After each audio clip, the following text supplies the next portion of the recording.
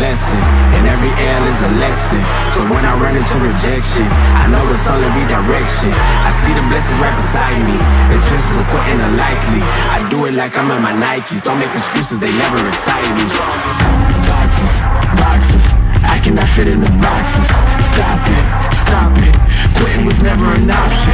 Exhausted, exhausted, this passion is never exhausted.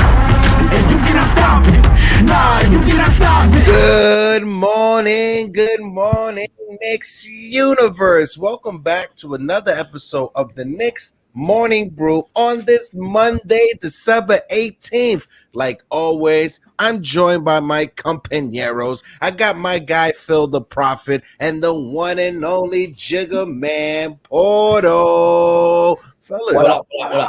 How we doing? Good, bro. I love that I changed everybody's emoji. So when your guys' cameras go off, it's my picture. And all we see is Phil the Prophet's face missing. Phil, where are you? It's, you know, you have control issues. That's what it is. People don't understand. But also, I'm not sure if you guys noticed this, but today is episode 98, which means we are 3 episodes away from episode 100 of the Knicks Morning Brew. This Friday will be episode 100, boys. That's crazy, bro. It's crazy. 100 times, bro. 100 times people have seen our ugly faces on the internet, bringing Knicks content, but also want to give a shout out to, you know, all of you guys who've been supporting us over this time. We are sitting at 2,123 subscribers on our way to 3K. Let's go. Before we jump into any of these conversations, I'm going to throw it to you fellas to thank our community that we have built, not even in a whole calendar year. Phil, I throw it over to you and throw it over to our good brother Celso.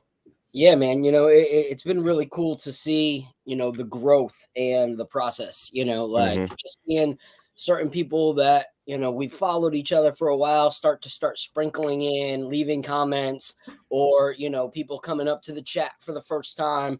And just seeing, most of all for me, you know, a huge thing is we've actually received people that aren't necessarily Knicks fans that have been coming through, you know, weekly just to drop in for a half hour or so, just to kind of like show love and, you know, like say, hey, I'm not a Knicks fan, but I appreciate the content. You know, you guys do good work, or, you know, we just want to support. So thankful for those, thankful for the other content creators that take time out of their day and, you know, the time that they could be, you know, creating for their own shows, and they come through to be part of it. So the community has been really, really cool. So shout out to all the guests that we've had and all the, you know, people that have.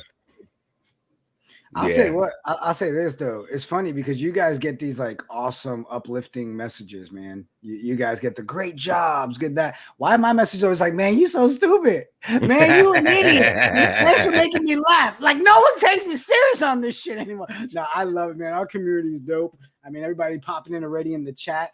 Blood of the Panther, our moderator of all moderators, man. Listen, Blood and I be following each other. Like everywhere I go, I see Blood. I look, I'll admit it. When Jerry's not on playback, I'm a part of Sean's playback family. I go in there, I chop it up with them. Blood and them always in there. I won't lie. I fall asleep on the West Coast games, like the last minute or two of the fourth. They're all saying bye. I know I'm the only idiot left in the room because I passed that. But man, everybody that shows up week after week is awesome. Guys, we have a lot we could talk about, Heck, and I know you lead the way. But before we jump into it, right off the top of my head, Phil and Heck, I got to jump into it because Danny Ainge is on some shit. Y'all see this, that they put the report out? Marketing, if he's available, he's looking for like that Rudy Obey type freaking trade package. He's talking 5 firsts and multiple players. So I had to jump into that one right away because we've been talking about, man, how great would it be to have a marketing on this team? Do we have the assets to pull it off? And is it worth everything this man is trying to go after? Or are we at a spot where we can sit there and be like, yo, today's price ain't yesterday's prices, my guy. Like, calm down with these 5 multiple first-round picks.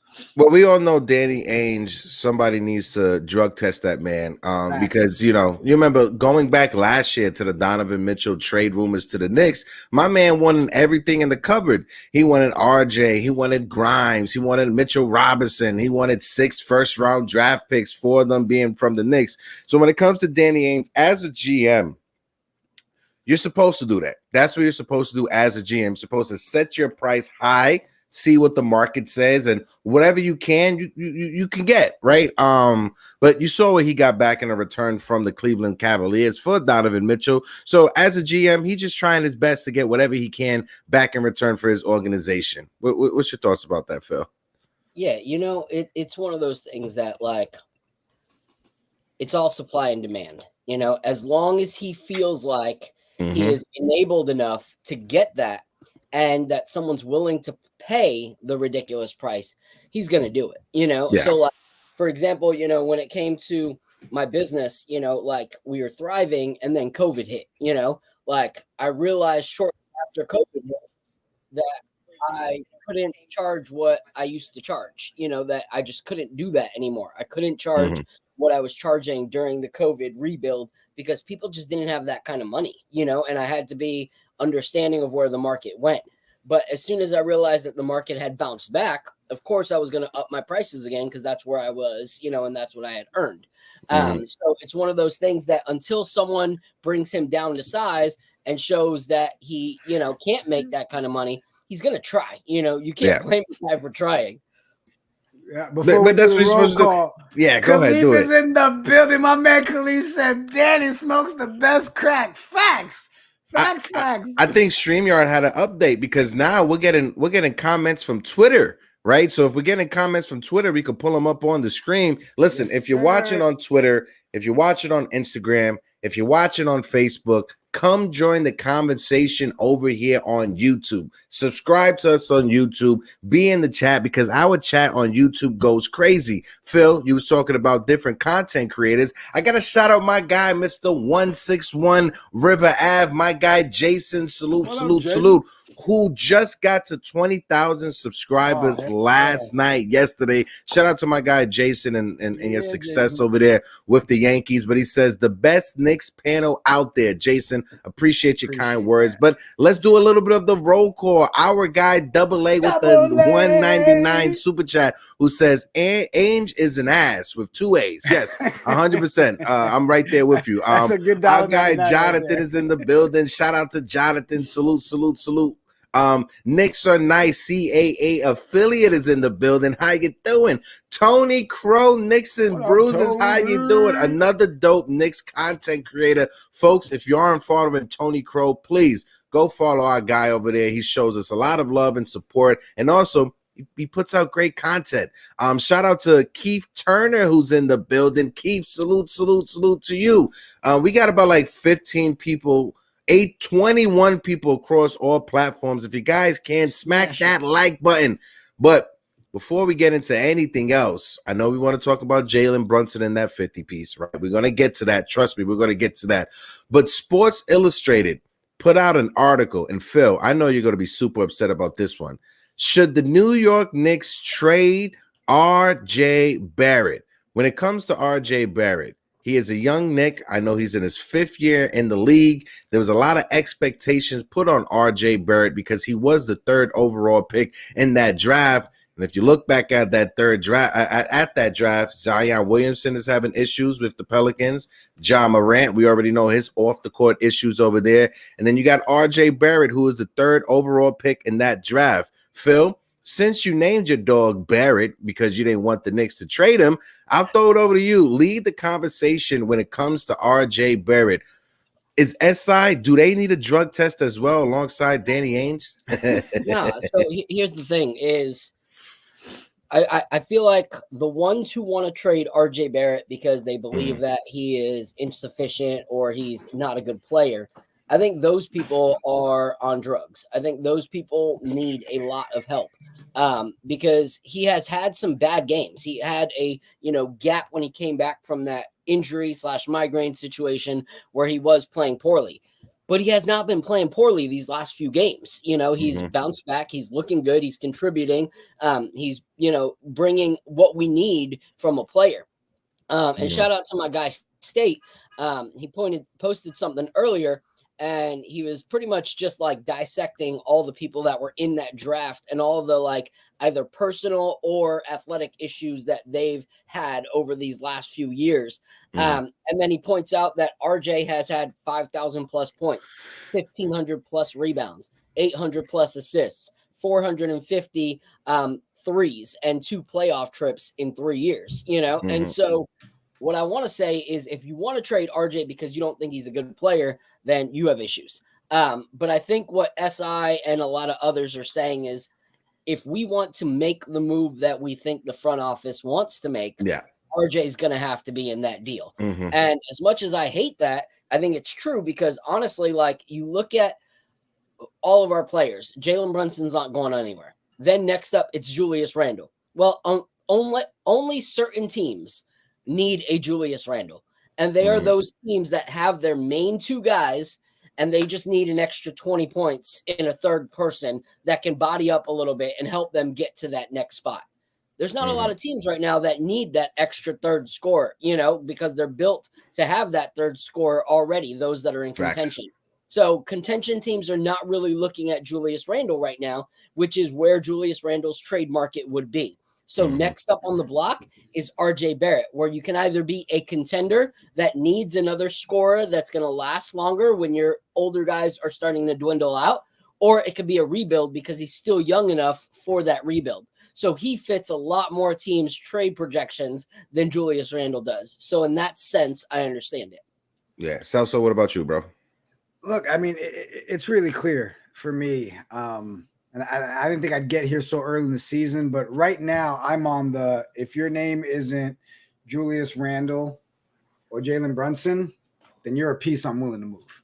Whatever it takes to get better. We were sold that we were this defensive team, and I know we'll get into the defensive struggles in a second, but that narrative is debunked. That's gone. We're not a defensive team, right? We're struggling on the defensive side. Okay, and I'm not sitting here and saying we blow up our team. You guys know that. I'm excited to watch our games, right? I hate the fact that we had that back-to-back because we had that short-lived Suns victory, right? I would have loved to sit on that one for 2 or 3 days and enjoy that, let that stank kick in a little bit, but we didn't get that. We got over it real quick the next night. But, you just got to look at the fact that for us to get better, we have to make moves. And instead of looking at it from a negative light, like, oh, you guys are just willing to give up on so-and-so, it's no, hey, we've got good enough pieces that we can work towards getting an extra piece to make our core better, So if RJ is that piece, and yes, a lot of us can sit here and debate that this is probably his best season so far as a Knick, right? Even with the migraine issue, started strong, looking better. I don't want to get rid of RJ, but RJ could be that piece that you have to put with an IQ to go get something to really make us gel, because if anything we're seeing over the last couple of weeks is this continuity word, that narrative is also broken, heck, because continuity means our defense would be solid. If that's what we're supposed to be, then that continuity would be there. Because I'll tell you what, the team that just put a couple of stars together we just lost to, they looked way more fluid and way more continuity type than we did when we were up against those Clippers the other night. So I'm down for whoever makes this team better, man. We got to do it. Yeah. Now, and, don't want to talk for you, but when you talked about trading to make the team better or whatever trade, when it comes to trading RJ Barrett, you want to do that solely if if it's to improve the team, if we're getting that star that we been, not just to trade RJ Barrett just because, like Phil said, he's struggling or anything like that, right? I just want to make sure for the people that watch and if they're clear with what you said about RJ. You want to clear that up? Phil? Sells? Oh, wait. I thought you said Phil. Say that last part, Heck. No.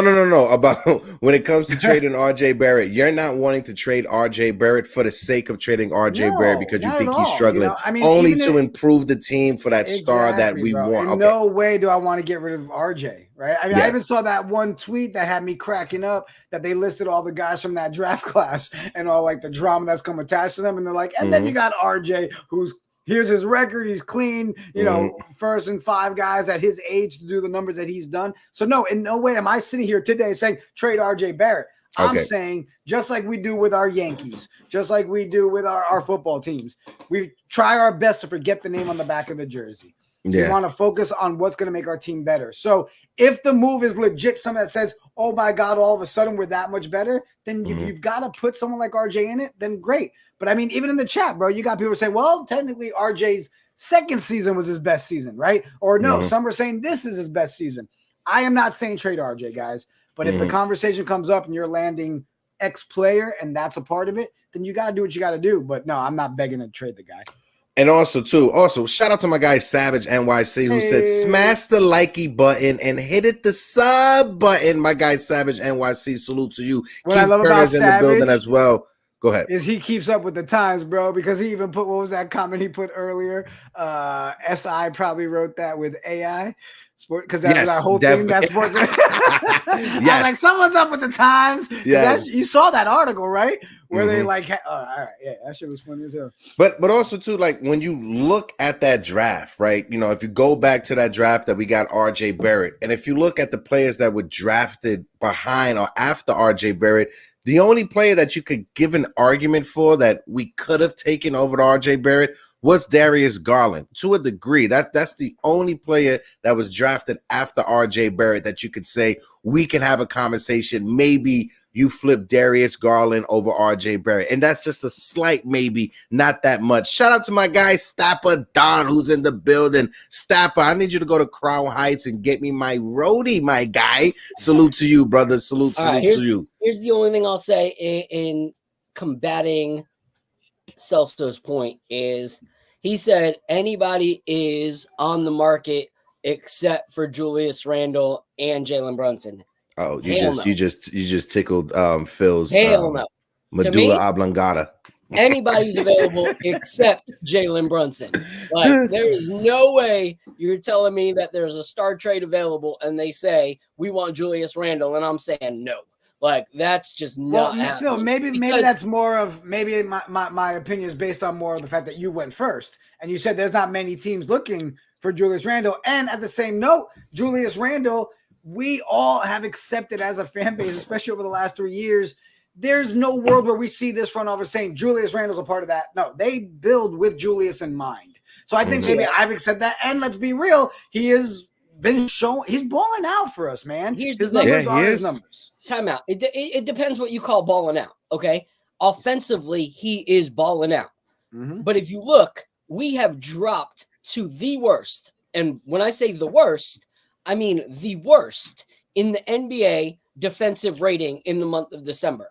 We are by far the worst team, even under Washington and Detroit, which is pretty pathetic. And if you look at that, you have to look at the contributing factors of, okay, who's playing bad defense right now and who just plays bad defense most of their career. And as much as I like Julius Randle offensively, you cannot watch a game where you go, oh yeah, look, there's Jalen's up. There's Julius's guy. Up there's Julius's guy. Up Julius just walked by his guy. He's going to the basket. Like every single game, there's arguments to this guy does not want to and will not play defense because he's not held accountable to play defense. So if we're talking about a player that, you know, like is contributing in some ways to our losses, we're not making enough points to beat these star-studded teams. You know, like we did the loss we just had, we can't score enough to beat them. And if our defense is going to be absolutely trash, then we need to fix something. We can't have a defensive-minded coach and be the defensive worst team in the league. But that and just to push back a little bit, that's not all on Julius Randle, right? Because this Clipper game that we just lost, Kawhi Leonard, he scored 36 points. Who was guarding Kawhi Leonard? Julius. No, that was RJ Barrett who was guarding Kawhi Leonard. Yeah. Kawhi Leonard was a small forward in that game. RJ Barrett's a small forward on our team. So I see what you're saying, Phil, but this past stretch, I don't put that all on Julius Randle. Jalen Brunson, he's a victim of poor defense as well. RJ Barrett, since coming back from that knee injury, his defense wasn't as good since like it was at the beginning of the season. At the beginning of the season, RJ Barrett was looking like a top 10 defender in the league alongside Mitchell Robinson. After coming back from that knee injury or that migraine situation, his defense has fallen off of the cliff as well. So it's not solely just one person that you could point on. And it doesn't hurt us. I mean, it doesn't help us that Mitchell Robinson has been out for a week. And in that week, we've given up 130 points each game. I mean, if you just look at it, I got you, Heck. I got you. 144, 139. 130, 133, 146. Those are all the points we've given up without freaking Mitch here. Yeah, and AA, go check the box score for the game. The box score has listed Kawhi Leonard as the small forward and Paul George as the power forward in that game. So if you look at the box score, that's what's listed in that game. But the game against the Clippers, they had a strategy. They had a game plan, and that game plan was to attack Jericho Sims on that pick and roll. Jericho Sims, listen, I love the kid. He has a lot of athleticism. That kid looked like dog food out there, just getting ate up by that pick and roll with James Harden, and James Harden finding his teammates, whether it was Paul George or whether it was Kawhi Leonard. There was just no defense when it comes to that pick and roll. There was like no help defense when it comes to that. So like I'm saying, I'm not just pointing one person out when it comes to your bad defense is what's been contributing to this entire bad stretch that we're on. It's the entire team. It's the starters and it's the bench players.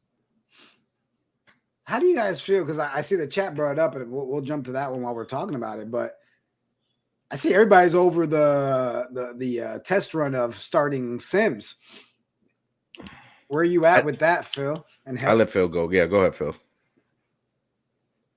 You muted, Phil. Honestly, it kind of sucks because you got an ad playing or something. Yeah, I don't know where that's coming from. I think it sucks. Like I like the kid, but he wasn't set up for success. Like everyone's like he was playing in the G League. Yeah, he was playing in the G League. Say it again. Where was he playing? Yeah, he was playing in the G League. Like what are you saying that like at least he was getting burned? Yeah, he was getting burned. That's great. I can go and I can play down the street at the ballpark nonstop. And then you throw me into like even the G League and it's not going to be any good. I can't say, well, I was doing great at the park down the street. Like it's just not the same league. Doesn't really matter. So you put him into this situation playing against the hardest teams that we've played all year. Of course he's going to get burned. Of course he's going to get posterized by Zubac. Like it was nasty to watch. So I feel bad for the kid because we set him up for success, and now everyone's going to be like, oh well, he's just not a NBA center. Well, yeah, you're right. He hasn't played in the NBA in quite a long time against anybody that actually matters. So he looks lost. Yes, he does. And I feel like a lot of that has to do with lack of understanding and preparation of where he's at. And it sucks. It sucks. I really wished better for him, but it doesn't surprise me. I expected to see some rough moments from him, and that's what we have. I think it's crazy that like we made this big deal that we were signing Taj Gibson, and Taj Gibson played like a minute of the game in the last two. So I don't know. We got to make some changes. I feel bad for Sims. But yeah, I don't think that's going to last very long, to be honest. Yeah, I think, and we'll see it tonight. If I had to put money on it, I think Isaiah Hartenstein will be starting tonight. And you see a combination of Jericho Sims and Taj Gibson coming off of the bench. The reason why I don't think we haven't seen that much of Taj is because Taj was at home with his baby this season after being waived by the Washington Wizards. So he was at home, and I'm pretty sure he was staying in shape and getting and staying ready. But it's a difference when you're actually out there on the court running up and down compared to just being in the gym running on the treadmill. So I just think Tibbs is waiting for Taj to get his proper feet underneath him before actually putting him out there or throwing him to the fire. So like I said, if I had to bet money, I could bet that Hartenstein will be starting, and I can see a combination of Sims or Taj Gibson coming off of the bench. What's up, Phil? You wanted to say something? Yeah. So I wanted to clarify because I thought something was off. The box score is wrong because it was actually Julius Randle that was watching Kawhi Leonard throughout the game. So if you watch any of the actual, because I remember too, even in the post-game conference, Julius was saying, I tried throwing my body at him and he was just hitting everything and the shots were going in and all that. Either way, you can pick any name because anybody that was near him wasn't doing their job, hence why he had the game. But that's the thing. That's my biggest problem is we have so many excuses. When we played against the Suns, he got destroyed and everyone was like, well, of course it's Kevin Durant. Well, of course it's Kawhi Leonard. Well, of course yeah, you're an all-star, all-NBA power forward guarding all-star, all-NBA power forwards. Why are we acting like it's Bones Highland trying to guard Kawhi Leonard? Like, they're not. If we want to say that Julius Randle is this all-star, elite, top 20 player in the NBA, then how do we complain every time and justify that he didn't play good defense because he played a top 20 player in the NBA? Like, you can't put him in the same category as these players and then justify that he didn't play good defense because they're elite players. Can't call him elite and then justify his lack of defense because others are elite. That doesn't make sense to me. I said that it wasn't solely on him. It was the entire team that's been struggling on defense, like RJ Barrett. Okay. If you go to Twitter and you say, man, Julius, you played well, but defensively you have to step up, everyone will justify by saying, like, those that are so Randle fans, well, he was playing Durant, well, he was playing Kawhi. Well, who do you want him to guard? Like, do you want him to be able to guard? But it is Kevin Durant and it is Kawhi Leonard. It'd be a difference if it was Bojan Bogdanovic scoring 40 points against Julius Randle. Then I have an issue with that. But Bojan wasn't all NBA team last year. Like, that's the thing, is you're putting Julius Randle against players that are considered in his same category from the accolades that we celebrate him. So if we say that he's a top 20 player, we can't complain when he's getting cooked by top 20 players and say that's the reason. We can't uplift and then give justification at the same time.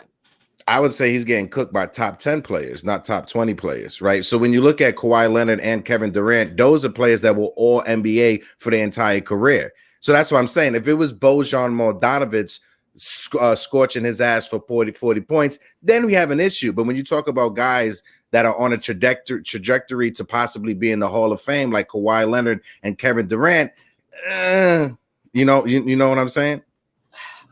I can't justify it.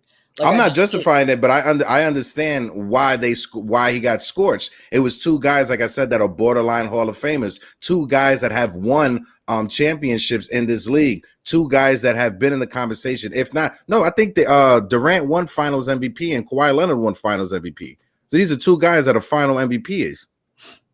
So here's my thing either way, right? Because it still goes back to us talking about the fact the team as a whole defensively is not playing well, right? Which still forces me to go back to the beginning of the season where the conversation that we were having is, how did we go in here without a backup power forward?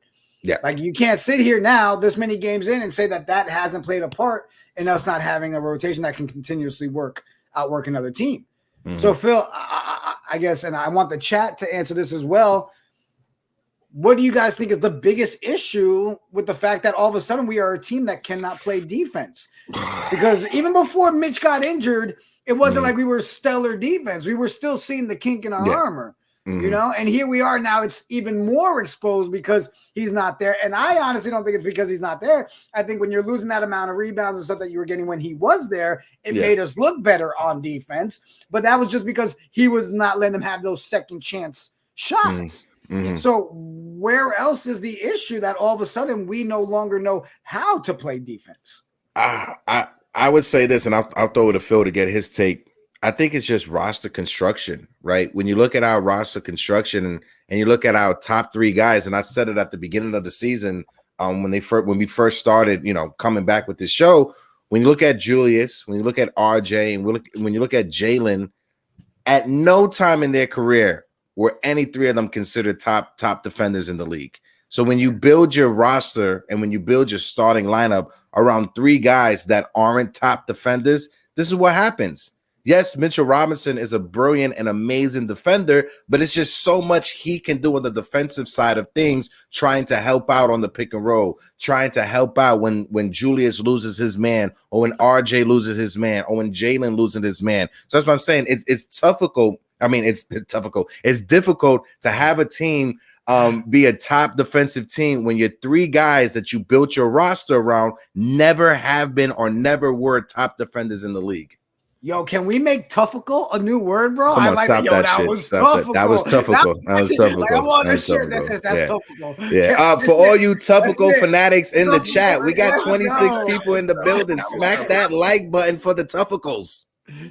Bro, I'm dead serious. We are making that shirt, bro. The Tufficals. I love it. You're a little bit ableist making fun of my speech impediment. Okay, I swear, bro. You just landed on a dope ass new word, Tuffical. Like I said, we got 36 people in the building. Smack that like button, and if you're watching us for the first time, hit the subscribe button. And if you didn't see Phil's video that he dropped about Donovan Mitchell, make sure you go watch that video, give it some love, hit the like button. That video is about to get to 1K. My guy Phil be throwing out that fire.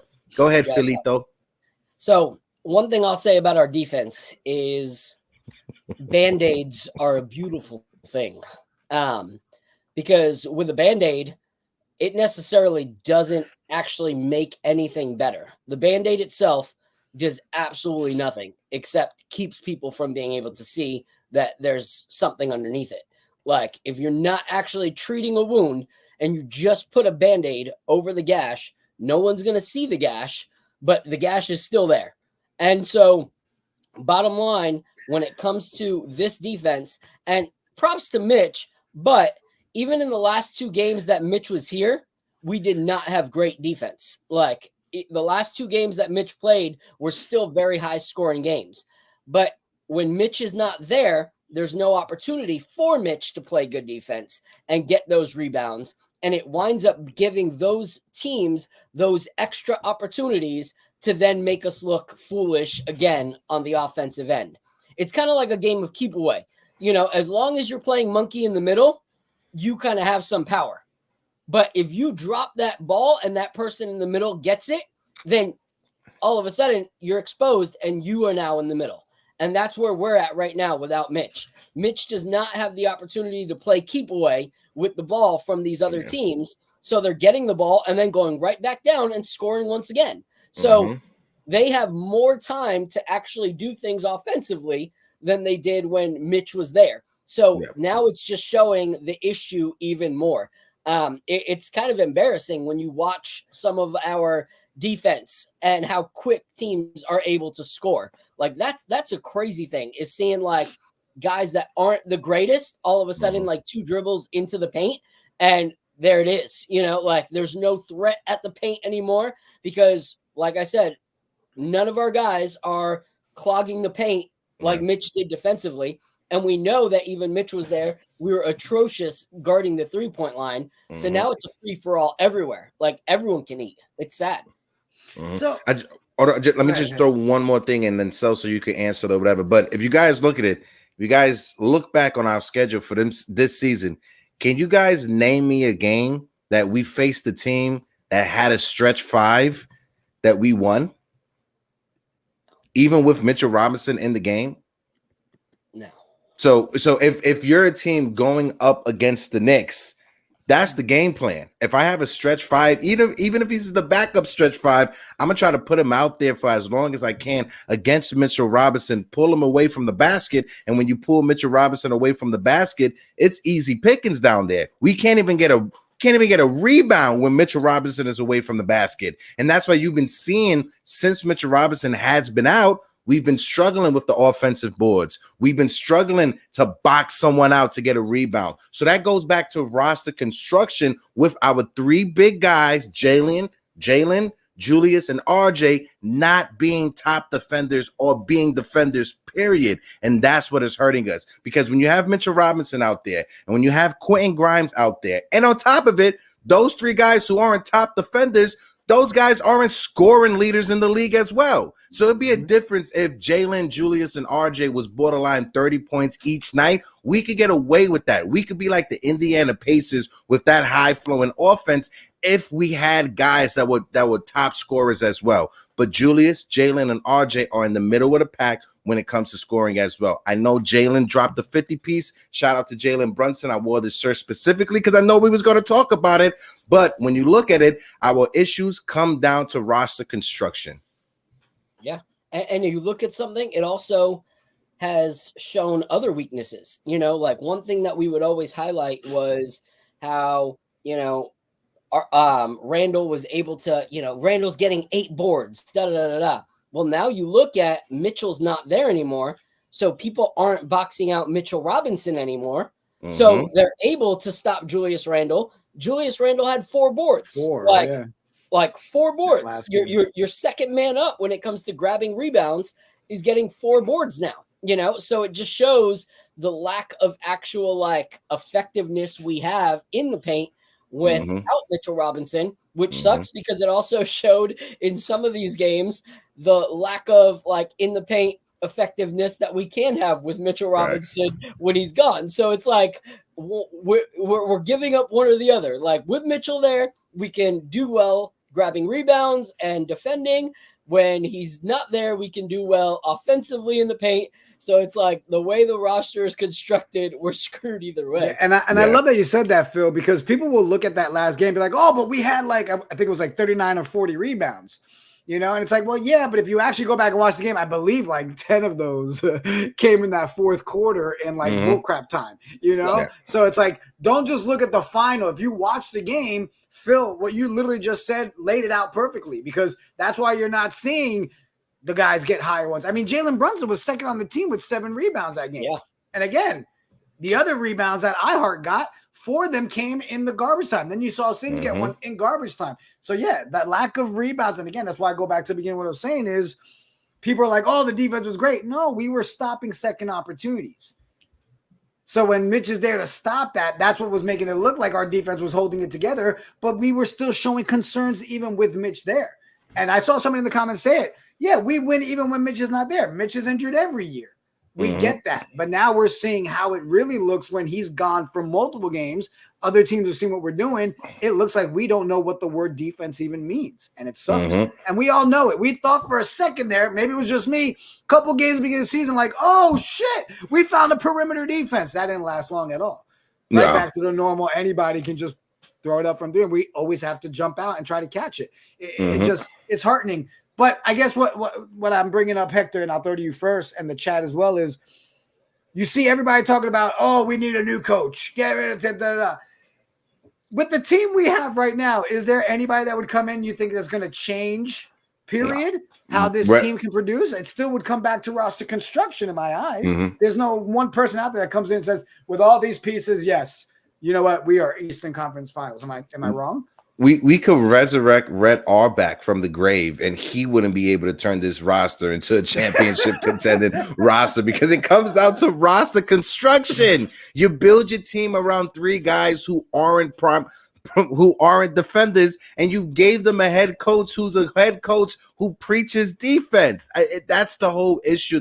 It's like having pieces to a puzzle that just don't fit, right? Julius, RJ, and Jalen are the pieces, and Tom Thibodeau is a puzzle mat, and they just don't fit because it's not the right pairing. Shout out to our guy Ron from Still Knick Fan. Salute to you, my guy, Ronnie boy. Go ahead, Phil. Yeah, I don't see someone coming like that that's going to be able to pick this roster up and make a masterpiece out of it. You know, like, this is one of those things where it's like something needs to change. And I think that's one reason, though, that people are hoping for a new coach, is because when you get a new coach, you usually get new people that come with them. You usually get, reconstruction of certain things, and hopefully reconstruction of a roster comes with that. Because I personally don't see Tibbs wanting a roster reconstruction in any way, shape, or form. Like, Tibbs loves his guys, like to a point, he loves that they do what he says, and when you start falling outside of that box, you kind of see what happens. You see the Emmanuel Quickleys go from having the best start to their career to the least amount of minutes in the last 2 years, So I think that Tibbs likes that he has autonomy when it comes to this organization, this roster. He's able to do and say what he pleases, and it's okay. So I think that's why people want a different coach, because they're hoping that with at least a different coach, some kind of reconstruction can happen. Like, yes, it might be chasing fool's gold. That guy may get there and not be able to change anything in the roster whatsoever, but maybe he brings an offensive playbook. Maybe he actually says, hey, Julius Randle, like, I love you, guy, but you're going to come off the bench if you don't play defense. Who knows? Who knows what that coach would do?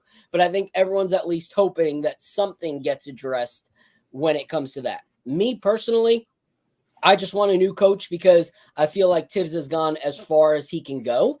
And so that's not to discredit what he's done, but to keep being on a treadmill is not what I want for our organization. Like, I don't want to see us continue to run to just stay in the same place. Like, I want us to actually see progression from that. Yeah, it's like we got out of purgatory, but now we're sitting on the ledge of purgatory. And it's like, I don't want to sit on the ledge. I'm going to need a head coach, and I'm going to need a GM to actually get the right pieces that we need to actually take this team to that next level. Go ahead, Sosito. Our boy Khalid threw out Mark Jackson with the exclamation mark. Hey. He's calling for Mark. Bro, Mark is so sick of this Knicks organization after all those rumors and crap that came out. Mark Jackson would hang up the phone. Yeah. Yeah. What up, he's Mega already blocked the Knicks. Building. What it do, Mega? What it do? No, and I mean, and that's kind of why we bring it up, right? Because every single thing on the timeline is either trade for this player, right? And then again, we always talk about in this show, okay, but what is included to make that happen? Or everybody calling for the new coach. It's like, if you break it down, you sit there right now, this second, if you brought in the coach, what coach is taking the roster we have and says, all right, here you go, and turns it around, right? And now, where do we go from here, guys? We now can sit here and officially say we are not a defensive team. The stats prove it. It's not us throwing shade. The numbers are the number. If you watch basketball and actually watch your Knicks games, you know that defense we are lacking. We're hurting the power forward situation with the backup. We're hurting from the three-point line. If DiVincenzo's off outside of JB the other night, we will talk JB. I'm just concerned, man, because I feel like even if you go and get a Lauri Markkanen and you give up the pieces, does that change the trajectory of where we're going this season? Does that help turn things around?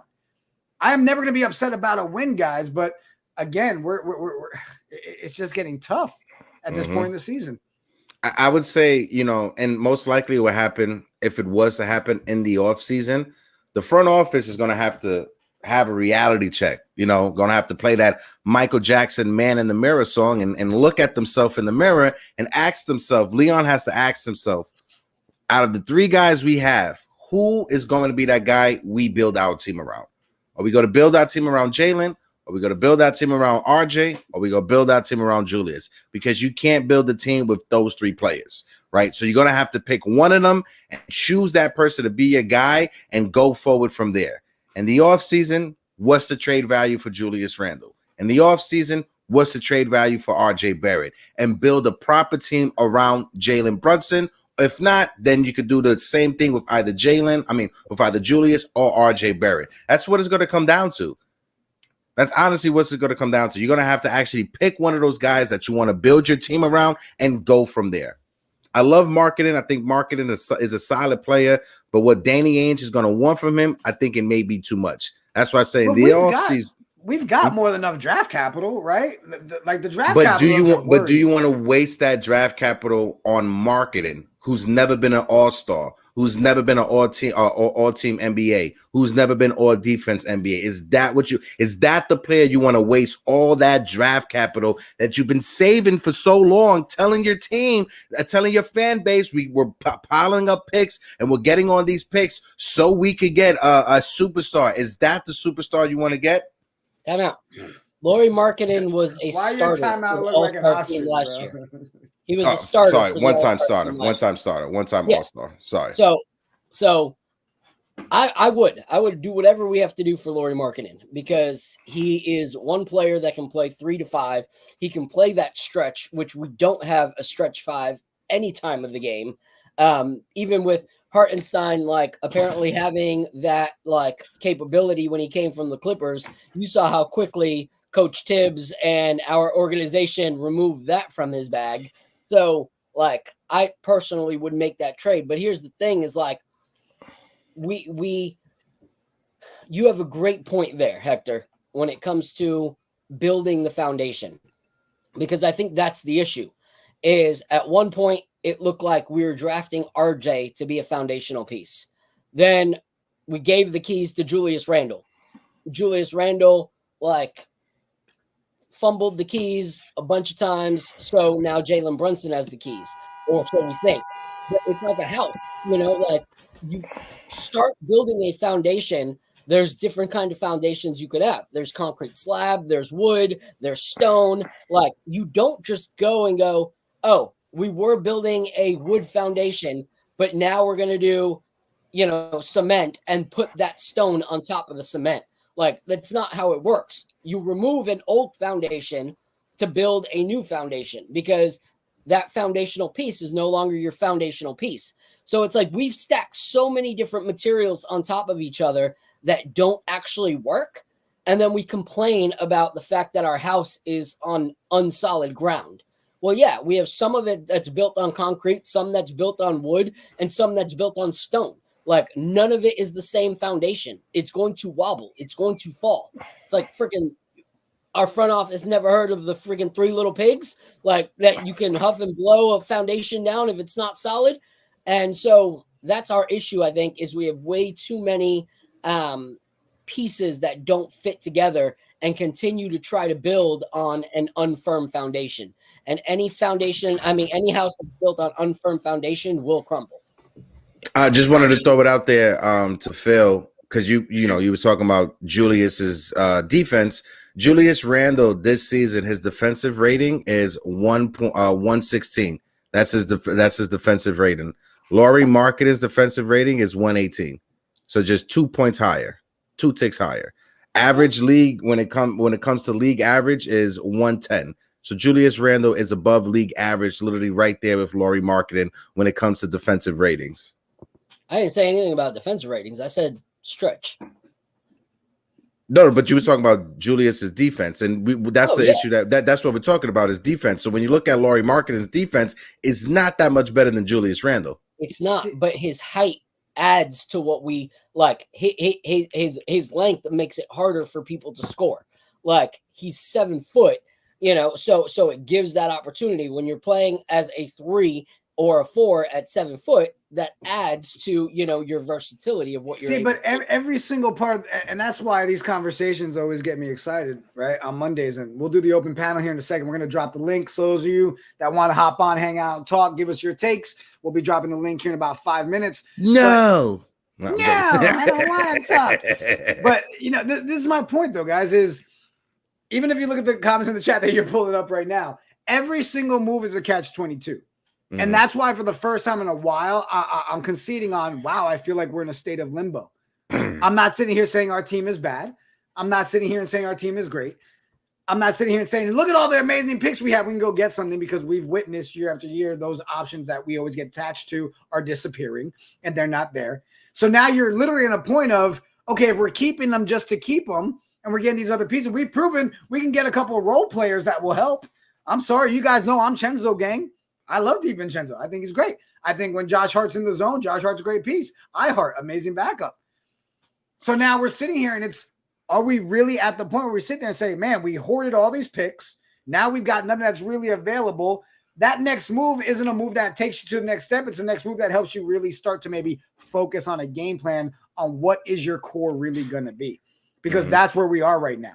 We can sit here and say, yeah, we've got our three, but do we? Because if those three technically don't work together hand in hand every time with all the other decent pieces we have around them, now we really have to sit here and not say, oh, we can't lose IQ just for nothing. It's no, we need to really figure out if we're going to build around X player, then we really need to start bringing in pieces that are not just star, but a talent that's really going to help elevate. We're in a catch-22 situation that I don't see us solving by the trade deadline. I'm sorry. This looks like it carries into next year. Yeah. Before we continue with the convo, we got 50 plus right now watching live. If you have not yet, please hit that subscribe button, hit that like button. If you're currently on social media, whether you're watching on Twitter or on Instagram, please head on over to the YouTube channel, but also put up a little retweet or a repost on Instagram. Let your people know what you're watching right now. We appreciate you guys. Yeah, facts. Shout out to everybody that's in the chat. But no, listen, when it comes to Lauri Markkanen, I think he's a phenomenal player. You know, he is a stretch big. I will mostly put him at a power forward spot. He is a 7-footer. He was the guy that was drafted that Phil Jackson wanted to trade KP away to draft Lauri Markkanen. So Lauri Markkanen, he does have some upsides to him. He can knock down that open three, space the floor for the team. It's going to come down. Does the team want to get rid of Julius Randle? And that's going to be the main issue in the offseason.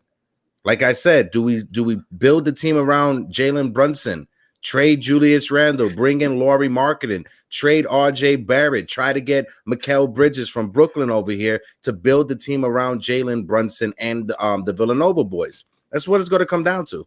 Yeah, I'm sorry. I started laughing because blood. I'm over here. I saw Ron said smash the like.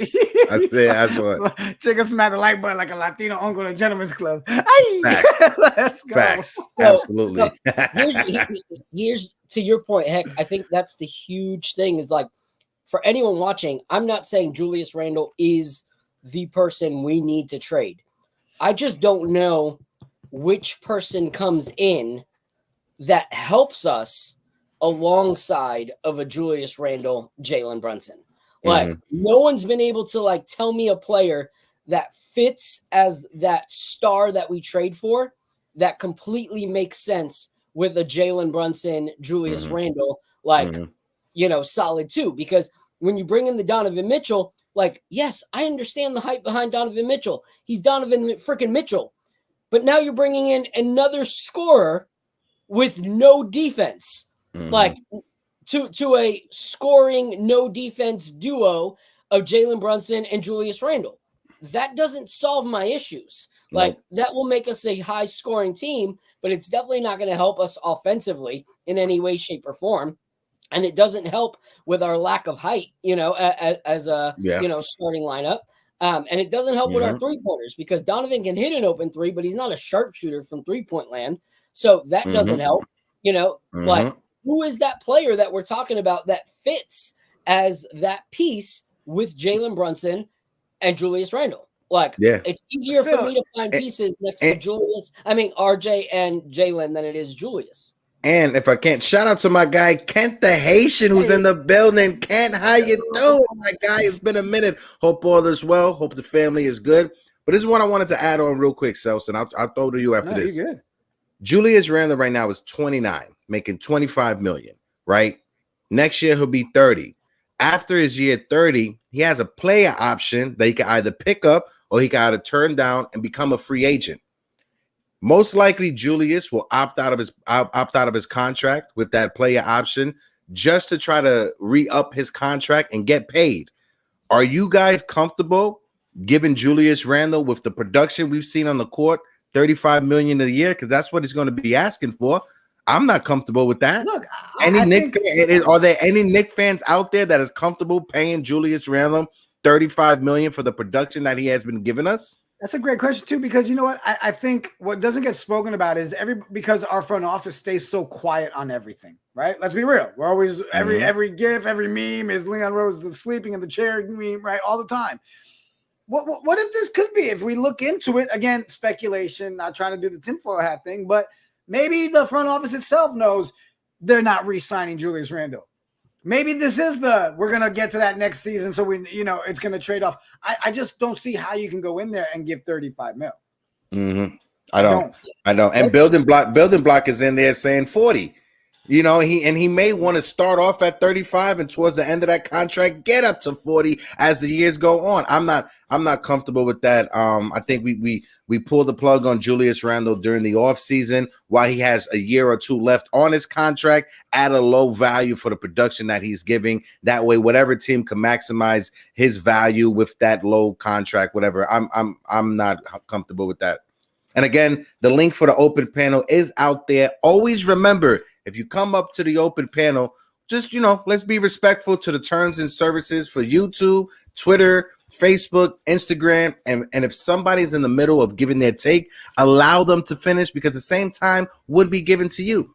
Yeah. And that amount of money to me, it would have to be one of those things where I wouldn't need to have the conversations with Hector about him guarding certain people, and using them as a justification. It should be a Kawhi Leonard kind of situation where he can play incredible offense, but he's also a great defender. There shouldn't be the question mark on either end of a player's game to be able to get that.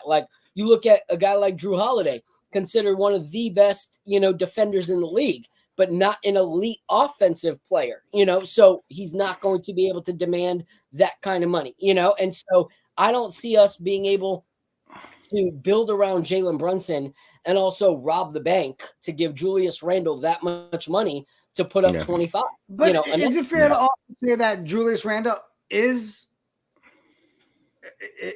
his production does warrant that type of money? Not from us, but I'm saying, there is a side of the conversation where you can say that he is worth that 35 mil based on. What side of the conversation is that? Because I can't find it. I'm saying, you're telling me there's not a team out there that would pay him the 35. I said not us, but you don't think there's a team out there that would pay the 35 mil? Who's the team that's looking at his defensive highlight reel from this year and saying, let me drop that money. The Pistons. The Pistons, maybe, because the Pistons are literally what the Knicks were years ago. The Pistons, the Warriors, but like Celso said, not us. Sorry. Any other team, right? I'm but not us. saying. I find it hard to say. You can't say that his numbers offensively. All right, we'll stay away from the defensive side. Yeah. I think when he realizes that it's not going to come from the Knicks, he's either going to seek less or have to settle somewhere else. I think it'll be a Dennis Schroeder type of situation if he tries to bank on too much money. I got the all right, cool. I got the perfect way to frame it up, right? This is how we're gonna frame it up, right? Okay, right. Let's hypothetically say that Julius Randle is worth 35 million a year. Phil, hypothetically is the key word. Who would you be more comfortable with giving 35 million a season if you had to only give one, Jalen or Julius Randle? Jalen, easily. Same. I'm in the same boat. Jalen, not Julius. I'll give that 35 million to Jalen with his lackadaisical defense, not to Julius Randle. He may be worth the 35 million because Knicks are nice. CAA affiliate pointed out he's 2-time All-Star or NBA copy. I get that. He may be worth the 35 million. But if I had to choose and I could only give it to one of them, I'm giving it to JB all day. Yeah, and rebuild NYK. I'm not saying Jalen Brunson's defense is elite in any way, shape, or form. I think I even said adding Donovan Mitchell to a Randle Brunson situation is having a big three who don't know how to spell the word defense. I understand. I'm saying with Julius Randle though, it's when a huge amount of the elite players in the NBA are in the power forward position, and you have a lot of great players in that position, you can't really get away with that. A lot of times Jalen Brunson is covered with switch offs between him and the shooting guard, up top in the up key. And so I understand that Jalen Brunson is not that guy, but you cannot have two not that guys on a starting lineup. You just can't. Yeah. Your two best guys can't be also also your two worst defenders. That happens on no other team. You don't look at any other team and go, man, their bust players are horrible at defense. Like that doesn't happen. So if I have to choose one bad defender, it's going to be Jalen Brunson. I feel we got a few folks backstage. We're gonna bring you guys up to the panel as you guys popped up in the queue underneath us. So I'm gonna bring up two guys first to join us in the conversation. I'm gonna bring up my guy Kent the Haitian, and I'm gonna bring up our friend Benji Kleiner first. I'm gonna bring him Kent the Haitian. Kent, my brother, salute. How you been, fam? I'm good, fam. Been laying low. What's good? I said I was gonna take the year off of complaining about the Knicks, so I that's why I've been hiding. Yeah, to break your promise. Yeah, it's December 18th. You wasn't able to make it to the New Year. I didn't make it. Plus, I saw you guys was online, and I was on break, so I was like, "Yo, let me hurry up and jump on real quick to see what's up with them. Check out their show while I got some break time." It's always great to see you, Ken. I'm happy to see you. I haven't seen you in a minute, my brother. It's been a minute. I hope all is well, bro. I appreciate it. I just want to bring. Do you want to bring him in, or do you want me to say what I had to say? Because I'm gonna make it fast now. Yeah. Go ahead. Say what you got to say. Benji's right there holding on. Then we'll throw it over to Benji. Go ahead, Kent. So, with me, I'm gonna say a couple things. Some aren't gonna like it. You move Randle while he has value. Right now, he has value. He's scoring. He's playing at a semi-elite level right now. This is the opportunity you jump on to move a guy like that, to get pieces. What you need right now, you need wings. You need bigger wings. Let's be honest. Yep. We got one of the smallest wing tandem on our team. I don't like watching. I feel like RJ would be better at the two. I know he can't really guard too many twos, but we need a bigger three. Let's just keep it honest. We need a defensive wing, like a true defensive wing. Facts. The problem is they're going to cost you, and they're going to cost you big. Look at Toronto. They're holding out hope that they can get as many picks as they possibly can for OG, because they know they come at it. They come at a price point. They're not easy to find. Randle will be the guy that I move out of the two of them. But honestly, as much as I like Brunson, I would still rather have a real point guard, like a real playmaker. That's just me. I would like a traditional playmaker because I feel like a lot of guys aren't involved. And I also would. We all know how I feel about Tibbs. I respect the defense, but I feel like we need creativity on offense. I would love to see more guys get involved and the ball move around more than just stick and watch Brunson work. Because ain't that what most of our games have been, especially the wins, is watch Brunson work for a while. And then if a guy can help him out, get a couple points here and there, it's not really like, hey, move, touch, move, touch. It's none of that. It's literally, let's see if Randle can get us a bucket. Let's see if Brunson can get us a bucket. All right, RJ, can you hold them down while they're off the court? Let's. It's never like you never feel like, all right, everyone's getting into something. Like we're getting into the plays to get everybody going. It's usually like, let's get these three guys going, and if these guys can help us, bet. It doesn't ever feel like, or you get the Quickly show. Throw Quickly in there, get us some quick points, and then dump them back on the bench. I never feel like we have a cohesive offense. It's just like, oh, you hot? Okay, go ahead. You hot? All right. Oh, you're not hot? Neither one of us hot? RJ, save. Oh, you can't save us? Oh, well, there we go. We lost. I don't feel like I can say every game there's something going. We have something planned offensively for someone to get hot. It's just those two is dependent on it. And I felt like that reminds me of the Luau Deng Chicago Bulls, where they were good, but they were never quite good. Like you had Joakim, who was Mitch. You have Luau, who is Randle, and then you had your small point guard, name it, Aaron Brooks, Kirk, whoever you want to call. Give him the ball, let him work while our star is not playing, which would be Derrick Rose.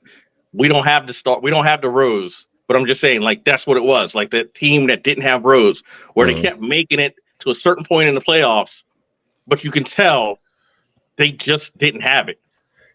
Ken, if I can, I just want to ask real quick. That way we can get Benji in on the conversation. If you had to make a decision, right, and if it came down to the three of them, Jalen, Julius, or RJ, who out of the three of them, who are you keeping?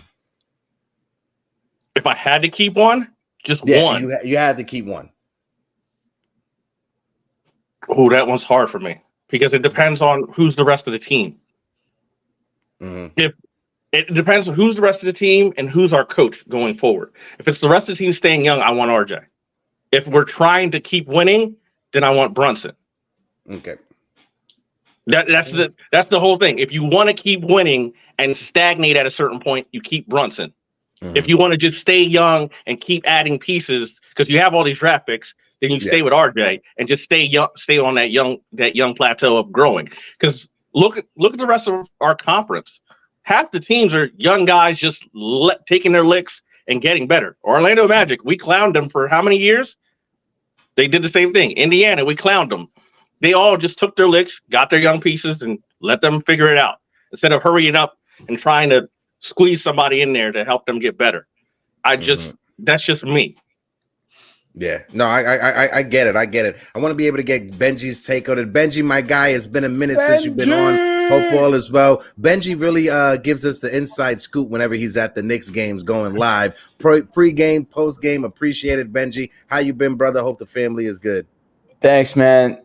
Hector, Phil, Jigga. Thanks, guys. Nice to meet you, Haitian.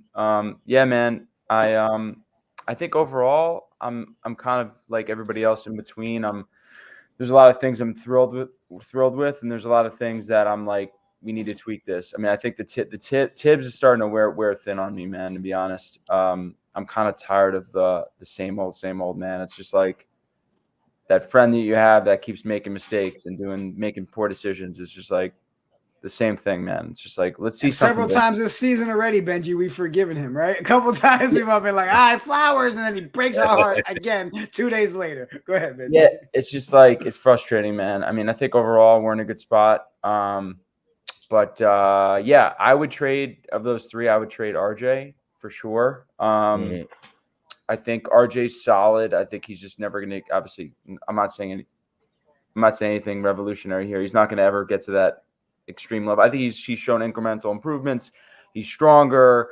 He's a little smarter out there. He's a very solid player. Happy with him. But if we could package him, let's do it. I think honestly, and I put it in the chat, let's package Grimes and IQ, man. I don't think we need Grimes on this team at all. I've never been a big Grimes guy, as you know. I'm an Evan guy, even though he gets treated to a ridiculous degree. He's better off going to jury duty and sitting in a room than sitting on the Knicks bench at this point. It's kind of unfair to him, but as I had to go to federal court for jury duty, it was like the worst experience ultimately speaking in my life. And Evan Fournier has to sit on the bench and not be able to play. It's kind of absurd, but Grimes, man, we don't really need him. Okay. All right. I respect that. Go ahead, Sos. Yeah, I can't argue with Benji, right? We've talked about it, right? Everybody, the excuse in the beginning with Grimes was the defense. That started lack. Now the whole team's defense is a lack. You know, if you're looking at pieces that can be moved right now, unfortunately, it is IQ, and it would be Grimes. Like, there has to be a world where those two with picks, Phil, tell me if I'm wrong, that those two with picks should be able to garner something to come back our way. What's the deal with IQ's minutes going down? What is the story with that? I honestly don't know. Phil, you muted, Phil. Dante. It's Dante. See, it's not Dante. To me, it's Tibbs. Like, we've seen it before. It's happened time and time again. And I don't know if this is true, but someone was like, why is it that, like, when a player is getting to a point where they could be leaving this organization, like, the way that they're treated is different, and we kind of take away their value. So I don't know if this theory is true, but some people are like, if they lessen his value enough, he'll have to take the offer that we give him. and he won't get the offer that other teams are offering. I still think other teams are going to offer a good amount because they know how Tibbs is and they know the pettiness that comes with, sometimes being part of this Knicks organization. But I think a huge problem is like, what are you going to get for Grimes and IQ? Like some picks, maybe another young player. Like, here's the thing is, if we get another young player, what is that going to do for our organization? Absolutely nothing, because Tibbs is not going to play them. He's not going to fit them into his rotation immediately. We're going to deal with the same things we always deal with. So you can't just package 2 young players that we haven't given enough of value to and expect to get something that's going to be sustainable for us. They're going to have to be packaged along another side, another player that actually draws attention. You look at the teams that could be available. Sky Zoo said it, and he was right. You send quickly to the Spurs and pair him with Wemby. It's going to be a dangerous situation. I personally still think that the Orlando Magic could be a good suitor for them, because though, they have Anthony and they also have Fultz. Anthony is starting now because of Fultz's injury history and stuff like that. But I still don't see Anthony being who they're going to full on bank on, unless they go super far this season. So I don't know. I don't see Quickly coming. I just don't think him and Grimes packaged just them two is really going to get us much, because we've devalued them as players. Not because they're not good, but our organization devalues players and then is shocked when other people don't want to pay what we think that they, should be worth in the end. Facts. I got 2 more people I want to bring up to the open panel. You see Obi over there in Indiana looking like the only Trinidadian on Eastern Parkway during the Labor Day parade. But I got 2 people I want to bring up to the open panel. I got my guy Double A, and I got my guy the Wiz Kid himself. Wiz, how you doing? Salute to you, my guy. I'll throw it over to Wiz first. That way Wiz could give us his take, because he's looking sharp in that Cadillac Coupe de Ville from 1998, and then throw it over to Double A afterwards. Wiz, my guy, you're muted. Go ahead. The floor is yours, bro. First, I got a complaint about you guys. Here's my complaint. Every time I jump on, I hit the like button, then I go, I got to unlike the show, man, because you know what you guys always do? You steal my takes. Man, shit, we losing likes. Well, that should be good, Wiz, because you're the Wiz Kid, and if we thinking like the Wiz Kid, we doing something good. Yeah, but I don't want to jump on the panel because I got to understand, because you already stole my damn takes. Sorry, Wiz. Go ahead, brother. Who's going to take some more? Then Hector comes back to see him take again. And then you bring on some guy named some little Hollywood elite turtle-like guy who's into anger or into rage, or maybe the elite goes French entourage or whatever that elite guy is. That punk comes and steal my takes also. That's the second guy. That's a complaint. Okay, now my real take. Complaint noted. Now I know. Before I give my takes, I gotta make sure, Wiz. I'll text you, Wiz, to make sure we on the same page. All right. I was at the game on Saturday because I'm in LA, right? So I saw the tickets weren't selling, so I'm gonna walk to the gate to the box office. The ticket was $18 for the nosebleed. I almost paid $100 last Monday. I had it set up to pay $100. I'm like, it's not selling. Clippers sucked. Let me go down there. $18 at the box office. I paid $40 for parking, but I'm from New York, so I'm talking about $20. So I get that spot that cost from crypto. Walked over there, $18, so $38. I walk in. First quarter started. I'm like, I'm from New York, man. I own this place. We walk into the first level. I call up Freezy. I'm FaceTime Freezy. I walk straight to the Knicks bench, right behind the bench. I'm like, Freezy, check it out, man. I act like I own the place. I look for empty seats, sat down. Floor level, $18 and $20 parking. Living like a New Yorker, Brooklyn style. You know what I'm talking about? There you go, baby. But then I had to watch Kawhi make Randle look like a kid. I mean, I was embarrassing. I'm like, yo, all of my New York buddies are around, New York fans are around there, and we're going, yo, guys, what's happening here? What's happening? We look sad. So, I'm gonna go for a serious. This is hot take that even you guys wouldn't come up with. I am doing a house cleaning. I'm going heavy duty. I'm going marketing. Talking about you want RJ and you want picks? Boom, here you go. I'm going for Kuzma. You want Fournier and Grimes and maybe your own pick back in Washington? Boom, here you go. Then I'm going straight to Donovan Mitchell. And I'm saying, Randle, marketing can take your spot. Here goes, Randle and picks. Boom. So we got a new lineup. We got Brunson. We got Donovan. We got marketing. We got Kuzma. And then my center could be iHeart, or I'll even switch out Mitch or iHeart. Get on to go get me some Nikola Jovic. Nikola Jovic is a bad boy, kid. I'm telling you, he's going to be serious. And I'm going full-fledged, revamp. And I'm still going to have Dante, iHeart, and maybe even IQ may still be there, but I'll throw IQ if they need him as well. And I put my boy Deuce going. When Deuce came on in the fourth quarter, Deuce and Sims, all the Clippers fans were walking out with, down by 20, and they're walking out, and I go, Deuce, show him, baby. I yell at Sims, I'm right there, they hear me, they look over me, I'm like, people look at me like, what's wrong with this New Yorker? Then they saw the alley-oop. They saw Sims elevate and levitate. And they go, what the heck is that? They turned around to watch those two guys play. I'm telling you, they got skills. They're raw, but that's our bench. Yo, Wiz just literally rebuilt our entire team. He said Jalen Brunson, Donovan Mitchell, Markkanen, Kuzma, and iHeart. There's your. I think he rebuilt it to the point that Knicks Twitter wouldn't be that mad, right? I think Knicks Twitter wouldn't be that mad if he got Donovan Mitchell and Lauri Markkanen. Even if I did that team on NBA 2K, I would have to turn defense as an optional thing for the whole game. We were the Phoenix Suns, but 10 years younger on average. We would be horrible defensively. Absolutely horrible. Yeah. We would be Indiana. We would be Indiana. Yeah. There you go. We cannot do that with Kuzma. As much as I like Kuzma, adding Kuzma, especially after that LeBron attempt fail the other night, I cannot allow that on our space. You have one last warning, Wiz, before you get muted. But up until we said Kuzma, here's one thing, Wiz. You don't have to worry about any of us taking that take. But hit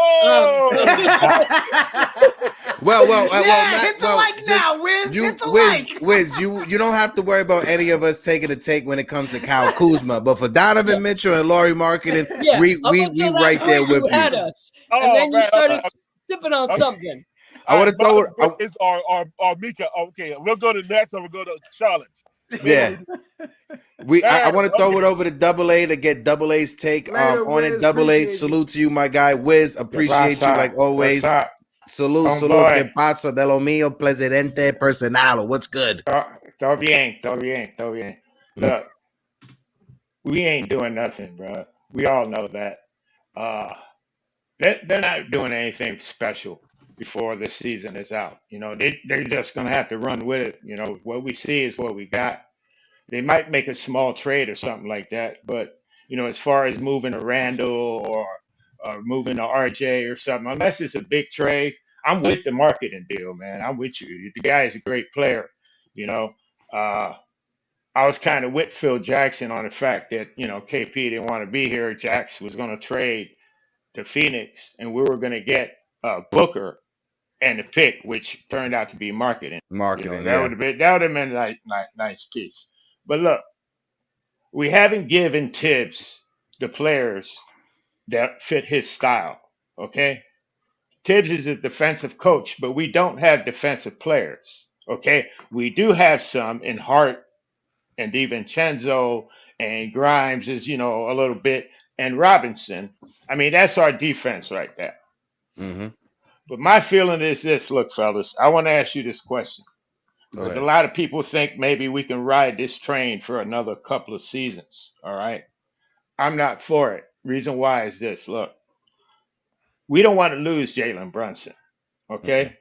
Mm-hmm. Jalen Brunson can opt out his contract. And if I'm Jalen Brunson and I'm busting my ass and my fellas and me have this dissension thing going on with the Nova Knicks and Randle, and I don't want to play with Julius Randle no more, he don't have to. Right?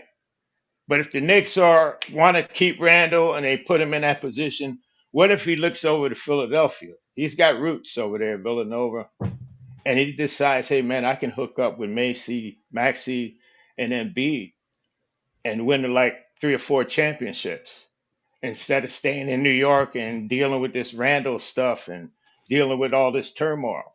So my feeling is we need to do something big. And I wouldn't be surprised if old Dolan is not as dumb as we think and we give him, because when he cleans house, he cleans house. And his president is not making a good presentation. He ducks the media, he ducks the fans. I think it's totally disrespectful. We don't hear nothing from the president of the Knicks. Not even when we're successful, we don't hear nothing from the president of the Knicks. But my feeling is we got to do something. We got a special player in Jalen Brunson. And it would be very freaking embarrassing to me as a New York Knicks fan to lose Jalen Brunson. Yeah. Yeah, Benji, what's your thoughts on what Double A said about Jalen Brunson and not wanting to lose him? And then we'll throw it over to Phil and Celso to get their takes also. But go ahead, Benji. Yeah, I mean, obviously that would be catastrophic. I think he's probably like him and Aaron Judge are probably like the most beloved New York athletes. Maybe Garrett Cole, throw him in there as well. I'm not so worried about losing Brunson because I feel like we're going to do whatever it takes to keep him. And I'm honestly, and I forgot to mention this, I'm more pro Randle than most people are. I just tend to respect. I know he has those defensive plays that get posted on Twitter where he has bad body language and he just kind of like gives up on the play. I get that. But I appreciate the guy's tenacity. I appreciate the fact that he plays every game no matter what, right? It's like you hear Julius Randle questionable with knee soreness. Like you know that he's playing, and all these other guys in the NBA, a lot of times they just sit. And I appreciate that about Randle, the 95% plus games that he's played for us. And he's been playing great offensively, man. He's shooting like 60% from the field in December. He's been so efficient in the post. He's been playing so much smarter on the offensive side of the ball. He's been taking way fewer threes. I'm sure you guys noticed that. He's not perfect. He makes boneheaded plays, right? Like he makes these plays. Like Alan Hahn was saying, like, "Oh, no technicals this season," and then all of a sudden it was like Terrence Mann walked in front of him. He's like, "Get out of my way, man!" Boom, boom, boom. Technical. Which Terrence Mann flopped? Let's call it what it is. Yeah, that was not his fault. So I appreciate Randle more than most do. I think we just got to consolidate some of these pieces, man. I think, like I said, IQ and Grimes, I would throw RJ in there to sweeten the deal. We can make it up, and we're not going to get OG Anunoby, man. We're suing that team for $10 million. We're not going to trade for them. No, yeah. Ujiri hates us. And then I know there's the trade that's been floated out there, Fournier and a pick or whatever for Bogdanovic. If we're only giving up Fournier and we're getting Bogdanovic based on Tibbs' rotation, then how is that going to work? Because we're already maxed out at the number of guys that he can play in this predetermined roster rotation that Thibodeau, just for no apparent reason, has. While these other coaches on the second night of back-to-back are playing like Steve Mahalik and all this stuff, and we can't even play any of, I mean, I was watching an Atlanta game on Saturday. I mean, you wouldn't even believe the guys that were playing for that team. Garrett Matthews was playing, Wesley Matthews, Bruno something Fernandez. I mean, there was a crazy – I know they're not good, but like we just don't dip into the bench enough. So I would I'm not worried about losing Brunson. I think Randle has really been great the last like 12 games or so. Let's see what he does tonight because I'm sure he's going to take it personally. But man, I think you got to consider starting Taj over Sims. Sims has looked awful. He got posterized. He's just really stiff out there.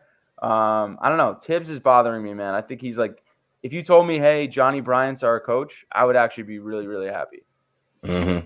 Now, listen, I think there's a big faction of Knicks fans that would be happy if Johnny Bryant was the head coach. But I just want to shout out a few people before we continue. And also, We are sitting on 2,130 subscribers on our way to 3K. If you're watching us for the first time, smack that like button, hit the subscribe button as we bring you Knicks content, Yankee content, Jet content, and there's a lot going on. We're going to bring up our guy Delano Still Jr. and our guy G Money in the building. Gideon, how you doing? What's shaking and baking, you fly fellow you? Yo, what's going on? What's going on? Happy Monday, happy Monday. It's nice to see you again, Donano Steele. Nice to meet you, Benji. Nice to meet you, Double A. Nice to meet you again, Jigga, Heck, and Phil. Nice to see you guys again. So, what's going on? Chilling, baby. G Money, just hold on 1 second. I want to bring up my guy, Mr. Worldwide Mayberry. What it do, my guy? Salute, bro. Hope all is well, L. I miss you, my guy.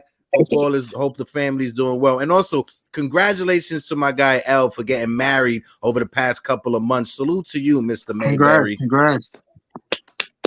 Yes, sir. Go ahead, L. I'll throw it over to L first. L, the floor is yours, and throw it over to G Money. What's your takes? What's your thoughts? Look, my take is real quick and simple. As Knicks fans, listen to what other players are saying about your team. Listen to what other players is saying about the players that are on your team. So when you out there fishing for another franchise player, when you got KD telling you that your franchise player is already on your team, fellas, listen. Not to what we're saying, to what other players, how they view other players. For example, anybody that plays ball, who has played ball on the New York circuit, know that anytime you go to, let's say we from Queens, right? So let's say you go to Brooklyn, you kind of like know the cats in Brooklyn who's nice. You understand what I'm saying? So you know, like yo, Jigga, he over there, he playing for Fort Greene. I got Heck playing for Marcy. You understand what I'm saying? So that's the kind of stuff you got to look at when players is talking about your players on your team. When they talk about Grimes, listen to what they're saying about Grimes.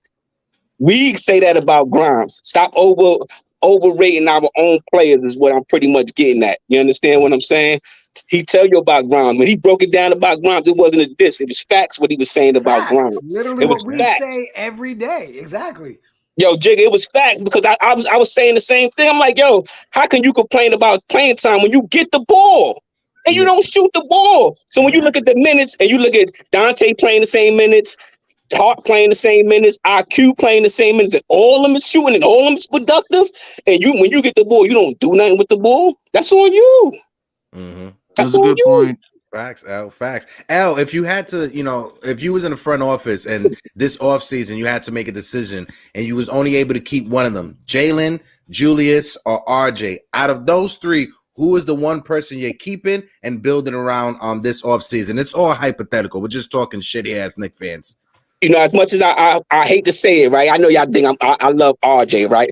But Randle is making it hard for me to trade him right now. I ain't even going front. Randle is making it super hard for me to trade him right now.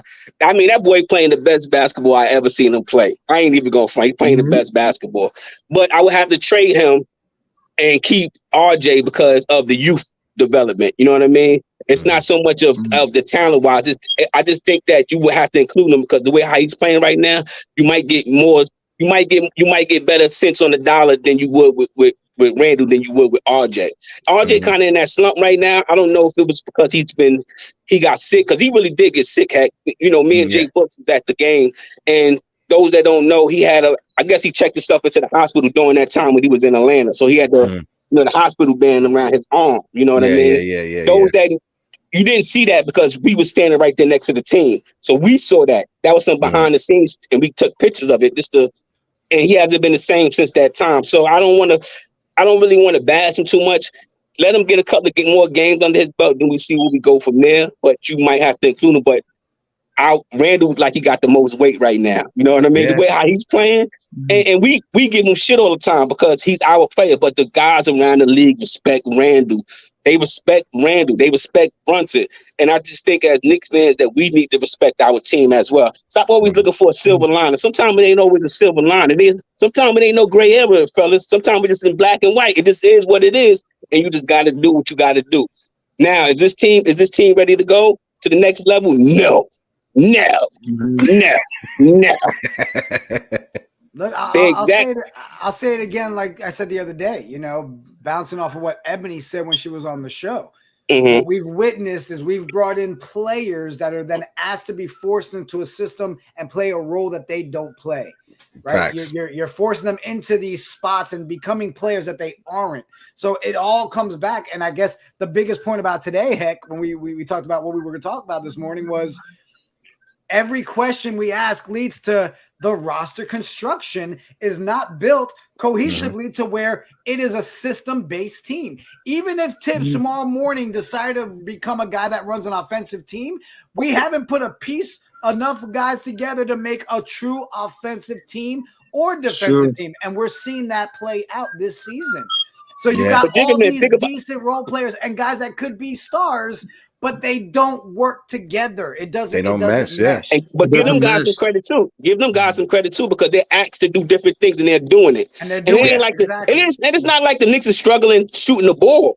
The problem that we're suffering is on the defensive end. You know, you got undersized. You got an undersized team, and then it don't show us how much undersized we is until we play against them big boys. You know what I mean? Yeah, we mentioned Mitch, but Mitch is only one player, right? But it's not just Mitch. We don't have no power forward. So when Randle sits down, who's coming in the game to come bang with them big boys? You got Josh Hart trying, and he out there, he playing.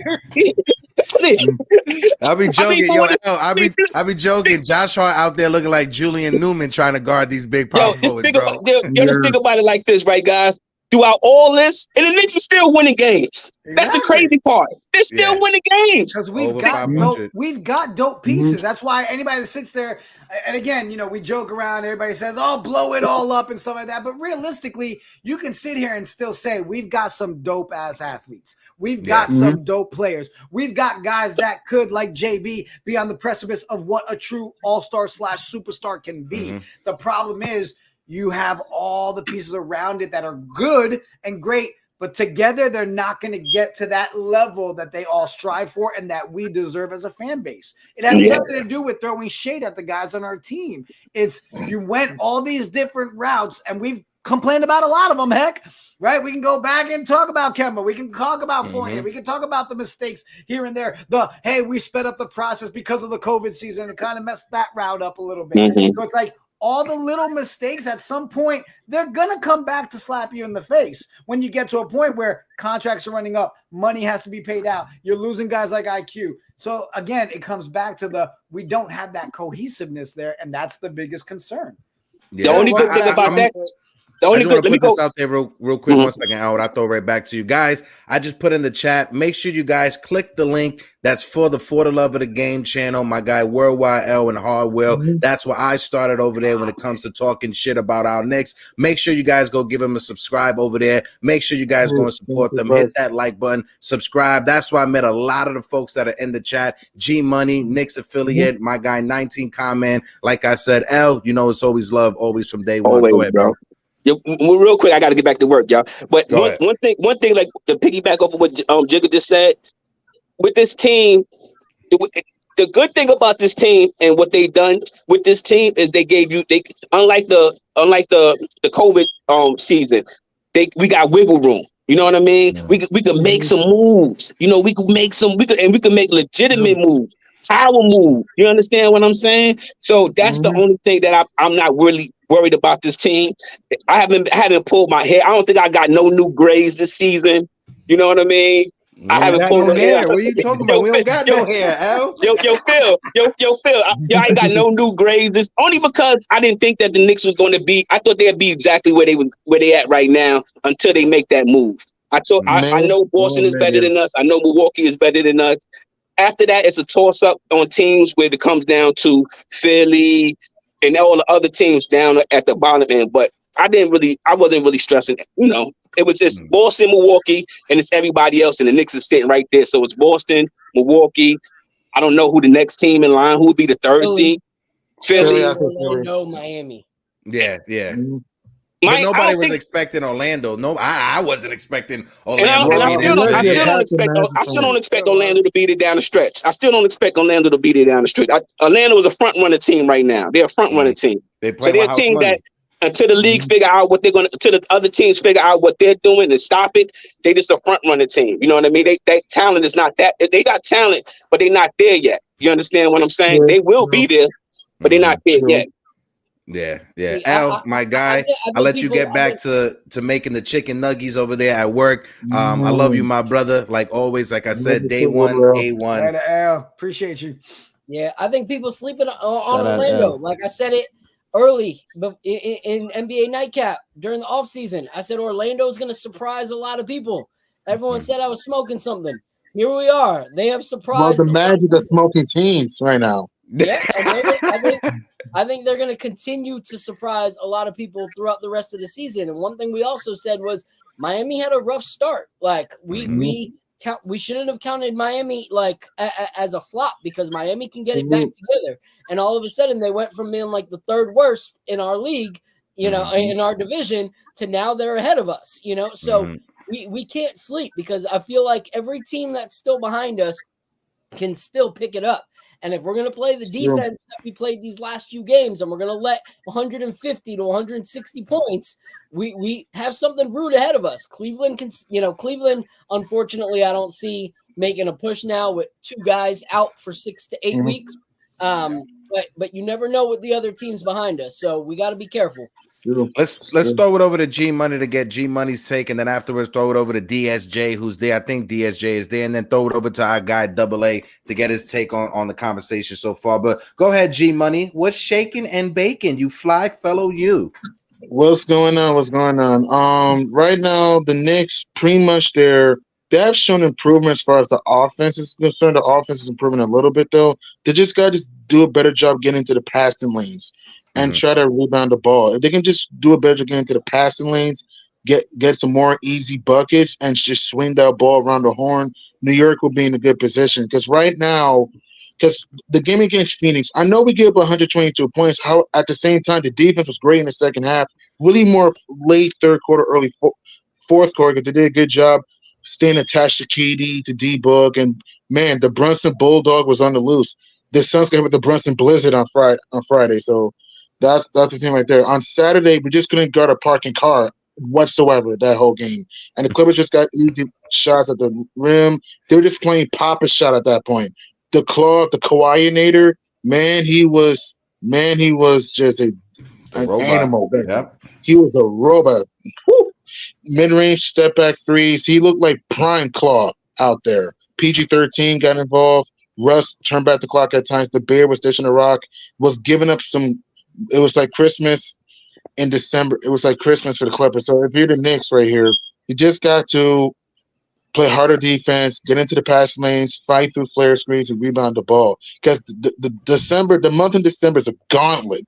I mean, the Lakers, the Bucks twice, the Thunder, the Magic, the Pacers. Like, it's pretty much a gauntlet. So the Knicks also in there. So if you're the Knicks, you got to rebound, share the ball, find the open man. We're good.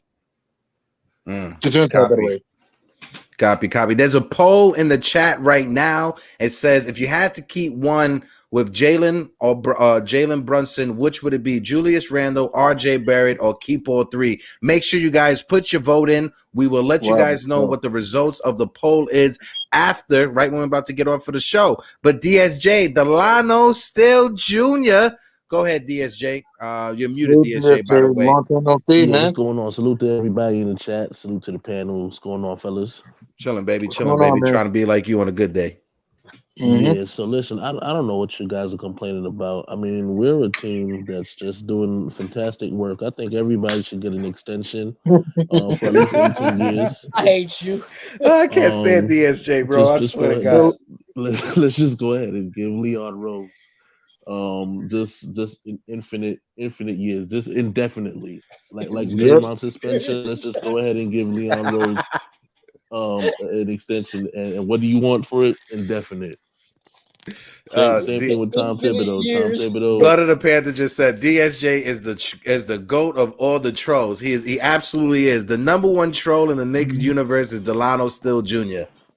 Hey, we're a team that fails upwards. You know what I mean? So hopefully we can fail ourselves into a championship as well. Yep. No, but DSJ, if you know, if you were in the offseason, hypothetically, if you had to pick one, who are you keeping? RJ, Julius, or Jalen? Well, of course, I'd keep Jalen Brunson. I think that Facts in as here. far as overall skill set, and of course, position of need, I think that Jalen Brunson has to be the guy that you start with. You know what I'm saying? The biggest problem really falls into the front office and the head coach. That's been the catalyst for as much, you know what I'm saying, of the problems that exist for years, because it's the roster construction overall. If you have this star, or if you have that individual player that you want to build a franchise around, it's the supporting cast that's the issue. Um, if it comes down to coaching, it's about the schemes and whether or not you're playing to the players' strengths. If you're even developing the players to become individually, more improved.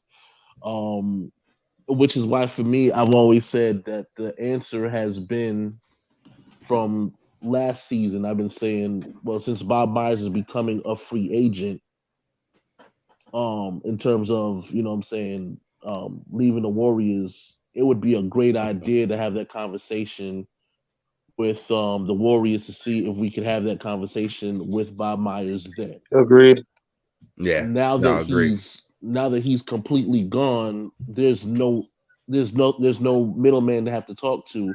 Talk to Bob Myers. If you want, again, if we're talking about resumes, if we're talking about evidence, the man has helped the Golden State Warriors win 4 championships under his regime, Mm-hmm. right? Yeah. In terms of coaching, there's 2 things I would rather do. It's either A, promote from within and give Johnny Bryant the opportunity. If you're listening to the players, right? What else said, right? But I want to be in depth with it. If you listen to the individual players on the team who give all the credit to their development towards the coaching staff, it's usually Johnny Bryant's name that's brought up, whether it's Emmanuel Quickly, Jalen Brunson, whether it's Julius Randle, whether it's Mitchell Robinson, Hartenstein. Like, these guys have been talking about what Johnny Bryant has done to help them individually, right? So you can either do the promote from within with that guy, or if you want to have another trusted name that you've seen develop, and we're not talking about incremental steps. We're talking about you turned a guy that was a borderline starting caliber player to an all-star, right? Right. I would True. go for Kenny Atkinson. Mm-hmm. Yeah, that, you know, and that's a guy when the Knicks were looking for coach, and that's a great take, DSJ. And when the Knicks were looking for coaches before we even hired Tom Thibodeau, that's a guy that I wanted, Kenny Atkinson, because we had a young team. RJ was young, even though Julius Randle has been in the was in the league for some time. He was still a young guy who needed a proper coach to actually coach him. We're gonna just throw it around just because we're gonna wrap up pretty soon. Phil, I know we're gonna do our previews for tonight's game against the Lakers. Phil, I'll let you go. Let's start with over to Celso and then Double A, DSJ, and G Money just to get their predictions on tonight's game against the Lakers. So, Phil, go ahead. Yeah. You know what I'm really interested in seeing is how we handle this team defensively. Like, I know they haven't had the greatest start of their season. However, you have some Go, of the Jonathan. best elite scorers in the game. You have LeBron James, you got Anthony Davis, you got Reeves. Like, you got people that can score on this team. So if our defense is what it's been the last few games, I don't think it matters how much we score or how many points Jalen Brunson puts up, because they can score just as well, if not better than us when it comes to scoring. So I think this is going to be a hard one for us. I know without a shadow of a doubt that if Cam Reddish has a game that thrives tonight. Oh boy, y'all better. Any Tim I'm turning fan, off Twitter. any, I'm turning off any Twitter. I'm Leon telling you Rose right now. fans, just delete Twitter for the next month. I can Right. hear our guy State already. I hear him already in my ear. I'm having Nate, Cassius, hot they're flashes gonna thinking cook. about what State's going to go off tonight on. Yeah, they're gonna cook tonight if Cam has a good game. I just think it's gonna be hard for us to guard them defensively. Once again, I never want to say that our team can't do it because we've done things that have surprised me way bigger than beating the Lakers. But based off the trajectory of how we've been playing defensively, I think we're gonna have a hard time with an offensive juggernaut team like the Lakers. Yeah, I just want to say we got about 45. We had over 50 people in the building today. If you guys can, if you haven't hit that smack or hit that like button, hit the like button. And if you haven't subscribed to the channel, hit that subscribe button. I see we had a Rockets fan in the building. I want to bring it up right here. My guy, he says, this guy, he says, go Rockets. But he doesn't dislike the Knicks. So that's what it is. So shout out to this guy who's a Rocket fan. Guy. You are like welcome, this guy. Celso, predictions for tonight, and let's throw it around to the open panel. Jonathan, our guy from the Yankees conversations, is in the building. Go ahead, Celso. Yeah, I mean, same as every game, right? I don't go in here thinking we're going to get an L. I think we get a different version of our team every game. This weekend proved that again. The Utah Jazz game proved that again, right? Playing down or up to levels of the teams that we're up against. We make it harder on ourselves. And then if you've got a shit show like you did the other night, that's no bueno. So, I mean, I looked at some of the betting odds, nothing in our favor tonight. I think we were the underdogs by 3 as of this morning. It's just going to come down to we have to play complete opposite of what we just saw. We need to get the Suns version tonight to get a win, right? I don't know, man. My biggest thing I'm looking forward to is show me that he's listening a little bit and we don't see Sims in that starting lineup tonight. It's not working. We saw it. Change it up. Move him out of that starting lineup and let's go a different route. Copy. Same. I'm the same way. And I want to piggyback off of what Phil said. Listen, if Cam Reddish goes off tonight, things are gonna be stressful in Knicks world. Like I said, I can see my guy State. I can hear him already going off on Knicks Twitter. So hopefully Cam Reddish doesn't go off tonight in his revenge game against Tom Thibodeau. Weapon. So and just throw it over to AA. Yeah, I just want to say the other thing too is we're getting a lot more steals than we've seen in a long time. You know, and I'm loving that.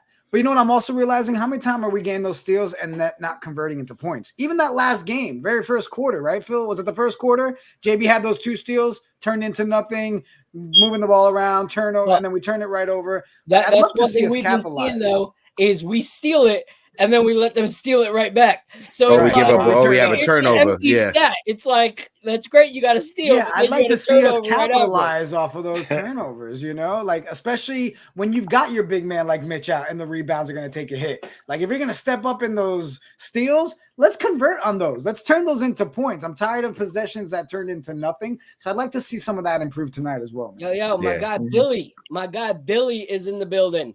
We got Billy up. Billy, what it do, my guy? Salute. Hey, salute, Billy, what's going on? Nice to see you again. How you doing? What's good? What's good? How y'all doing, man? Good. Salute, Gray Beard Billy.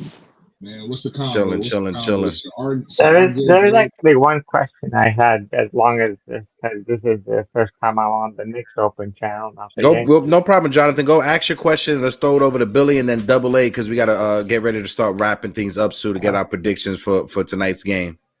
What is the one thing the Knicks really need to really make it deep into a playoff run? Do you think Donovan Mitchell, when he's a free agent, can sign here, or do you think they need to make a trade? Do you think Julius Randle might be traded and they get Mitchell instead? I'll take the first stab at this one. You know why, Jonathan? That question does not have one answer. Point blank. If anybody can sit here and say it's this one player, it's this one move. Yeah, it's not right. It's It's multiple situations. It's can you get this player and that player? Can you move this player and that player? Can you change this with the coaching? It's again, we're at that catch-22 part where everybody wants to spend time going back and forth arguing that their take is better on which player. We're all wrong. Literally, we're all wrong because every move you make still leaves another open spot and another hole that you have to address. So I don't think we have an answer for that yet, Jonathan. That exactly is why I never thought trading for Mitchell when they wanted all that. You remember? I think it was 4 draft. It was Mitchell Robinson, RJ Barrett, Quentin Grimes, and like 6 fucking draft picks. 4 of them from the Knicks. That was just too much. TC solved it for us, bro. Knicks need Yamamoto. I mean, TC solved them. Yeah, that'd be awesome. Shout out to all the Yankee fans that's out there. Let's throw it over to Billy to answer that question. And Double A, if you're still watching us, I wanted to get your take on that. So if you could come back to the open panel, Double A, we'll appreciate that. But go ahead, Billy, to Jonathan's point. What do you think the Knicks need? You know, what do you think is wrong with this team? What do you think is the missing piece? And like Celso said, I know that's a loaded question and there's many answers to it. But Billy, the floor is yours. What's your thoughts? Oh, you got to unmute yourself, bro. You're muted, Billy. You're muted. There we go. It's a long week. Yeah. Right. Nah, but first and foremost, man, appreciate y'all having me on, man.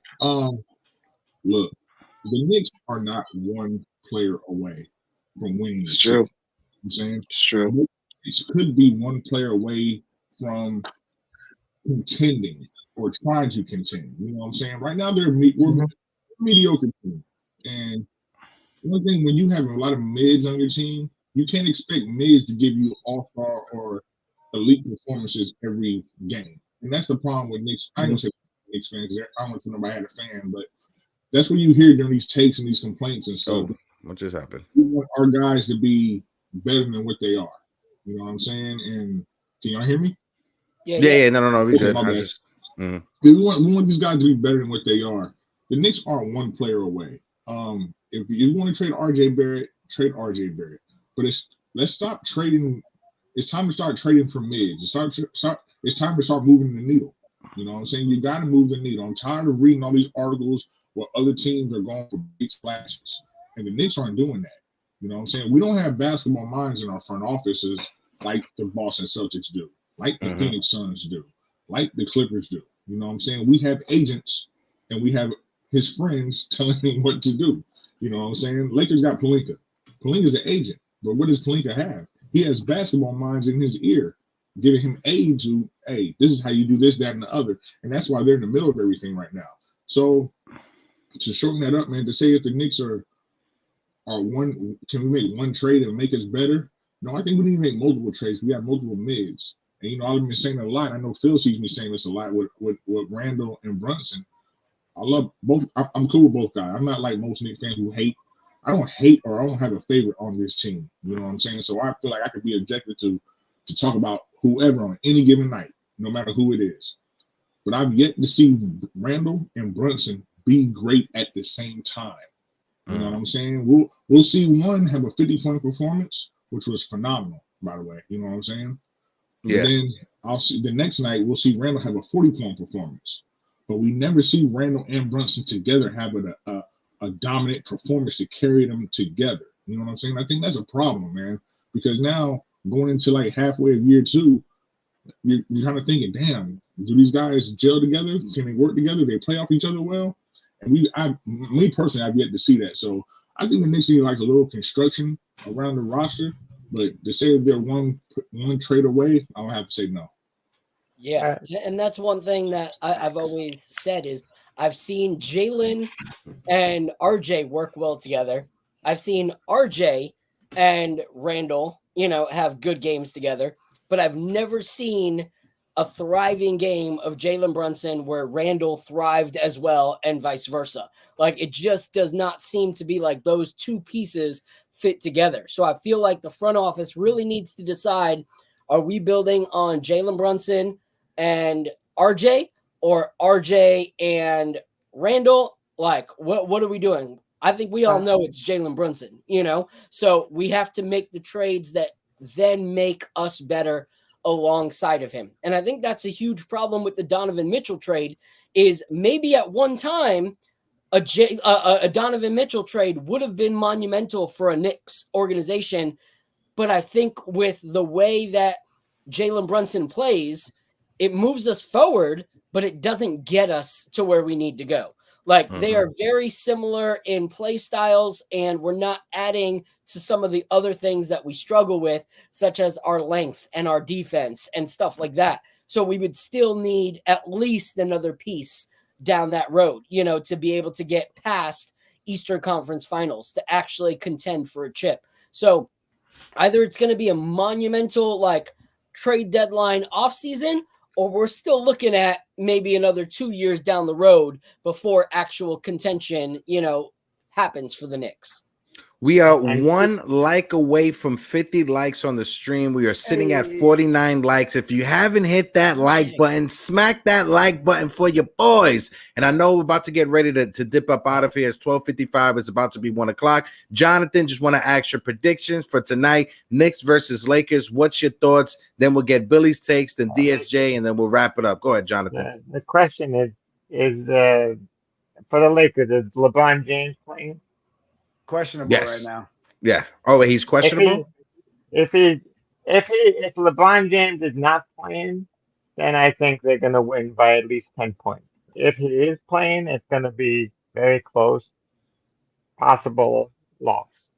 Okay. Billy, what's your thoughts for tonight's Lakers versus Knicks? What do you think? And then let's get DSJ's take. Man, I hate to say it. I think the Lakers are going to have the edge tonight, just due to the fact we're missing Mitchell Robinson, and Anthony Davis is gonna thrive off that. Remembering the game last year in the Staples Center, I think Anthony Davis only had like 17 points, something like that. But that was with Mitchell Robinson. And matter of fact, I think that's the last time I saw Brunson and Randle have a good game together. Was that game in the Staples Center last year? So it's gonna be a challenge to stop Anthony Davis without Mitch. Jericho Sims just don't seem to have it right now on the defensive end, and but hey, you never know, man. If the Knicks can hit shots and they can, you know, if our bench matches what they did against Phoenix, and so they'll have a shot. But I'm always rooting for the Knicks. But being realistic, I think the Lakers might have the edge tonight. Copy. DSJ, Delano Stills. What's your thoughts for tonight's Lakers versus Knicks? Yeah, my thoughts are it's the New York Knicks versus the Los Angeles Lakers and the referees. So I think the Lakers and refs are gonna probably have a better game than us, and we'll probably walk away complaining about 17 calls that were missed. To answer Jonathan's question, you'll never get an immediate fix. If you want a fix, the answer to your question is an experienced president of basketball operations. Okay. And you're welcome. Hey, DSJ, Jonathan, Billy, appreciate all of you guys for your great takes. We're just going to bring you down. Billy, again, first time on an open panel. You got an open invitation. Second time. Billy's back for the second time. He was on when I was in Puerto Rico. That's what it was. He was on when I was in Puerto Rico. Yeah, that's right. My fault, Billy. But, you know, open door policy for all of you guys for the open panel. Appreciate all of you guys' take. Jonathan, I'll see you for the next conversations. Fellas, another great episode, boys. What do you think before we get out of here? What I think is every time we do our Knicks morning brew, I always feel like 2 hours ain't enough because you know damn well we can keep going because there's so much like of these topics that we can dig into. So even our chat, man, I love our chat. I know we say it every episode, but I say it because I mean it. Like lit. I mean, just on fire. I mean, every time I go back and look at YouTube stats, the amount of messages going back and forth in the chat, you're always killing it. Mega, my guy, I appreciate you. Shout out to Knicks 100, B. Willis. Go ahead. It's episodes like this that make me like, I push the show so much open panel wise on Knicks Twitter because I feel like there's a lot of voices that should be heard that they're talking to the same, like, 50 to 100 people every single time, which is good, but their voice should be heard elsewhere. And Billy's one of those guys. Like ever since, Billy started putting out, his takes and his content, Billy's been one of the most like solid, level-headed, not willing to be a super girl fan of any one player, but calling the game as it is and willing to say, yo, I was wrong at that time, And so I love Billy's takes, and that's why I continue to push, because even if it's one voice from Knicks Twitter that comes, it's worth it, because I feel like a guy like Billy needs to be heard. Last thing I'll throw out there for you guys, everyone in the chat, to think about is someone on Twitter, I wish I remembered, asked me the question of what I thought about in making trade thoughts and stuff like that. What if we weren't just looking for another like shooting guard, but if we saw that Jalen Brunson was such a great scorer that if we actually looked for a non-scoring elite facilitator at point guard and had Brunson as our shooting guard, like what I would think about that. So that's something for everybody to chew on, because if we're talking about we want someone to facilitate a little more, but Jalen to still be able to score, maybe that's an option too. Look, I think that's a great conversation. We have Dexter with us from SNY this Wednesday. Actually, let's make that a topic for this Wednesday and chat. You guys come prepared for it as well, because that is a good conversation to have, man. Right? You know, our boys putting up 50, dropping 9 3-pointers. Brunson is going to get his. Is there a world where, hey, what if Brunson is that number 2 and you've got that facilitating point guard? Now you start looking at it, and then you're back to looking at everybody in the chat that's throwing out all these, hey, you're getting rid of this guy, but you're going with Jalen Brunson, another point guard. That's a good one to talk about. And I think maybe that should be topic at hand this Wednesday. I'm down. The results for the poll, just to let everybody know, we had 30 people chime in and vote in. If you had to keep one of the players with Jalen Brunson, which would it be? Julius Randle or RJ Barrett? RJ Barrett had 60% of the votes. Julius Randle had 20% of the vote. And keeping all 3 was 20% as well. That's a nice, solid breakdown. Appreciate everybody who participated in that poll. We're going to be having a lot more polls going forward, because we're going to be introducing it. You know, it feels like getting the chat involved for those of you guys that don't want to come up to the open panel. But fellas, super excited about Wednesday. I always love having conversations with our guy Dex. But shout out Jerry to back with us this Wednesday. Guys, if you haven't yet, spread the word. You know, a simple retweet, a simple share. Let people know to smack the like, hit the subscribe. We're on our way to that 3K. We set a goal. Our new one is 3K before spring training starts. We think we get there. We were shocked to even hit the 2K before the end of the year. We said it was going to be 1,500, right? That's what we were shooting for. And this community showed up, showed out. We appreciate you guys. Every single show. And, you know, rumor has it for the New Year's, it may be a giveaway. You know, maybe a giveaway happening on the channel. My guy Frank Luna is going to give us some Yankees merch signed by Jose Trevino, so we can put away in the giveaway. And then we're going to have some Knicks tumblers and some Knicks sweaters as well. But stay tuned. Hit the bell notification so you can be notified whenever we go live. Hit that like button, hit the subscribe, and hit the share. Celso, take us out. Last thing. On X, guys, I've been trying to get it going. People are catching on. You want to catch our attention? Throw that hashtag Brew Crew Chat Fam on your tweets. We'll make sure to retweet, engage. Lets us know that you're kind of throwing us in there with that conversation. But on that note, Phil, Heck, I love you guys. Chat, deuces. Deuces.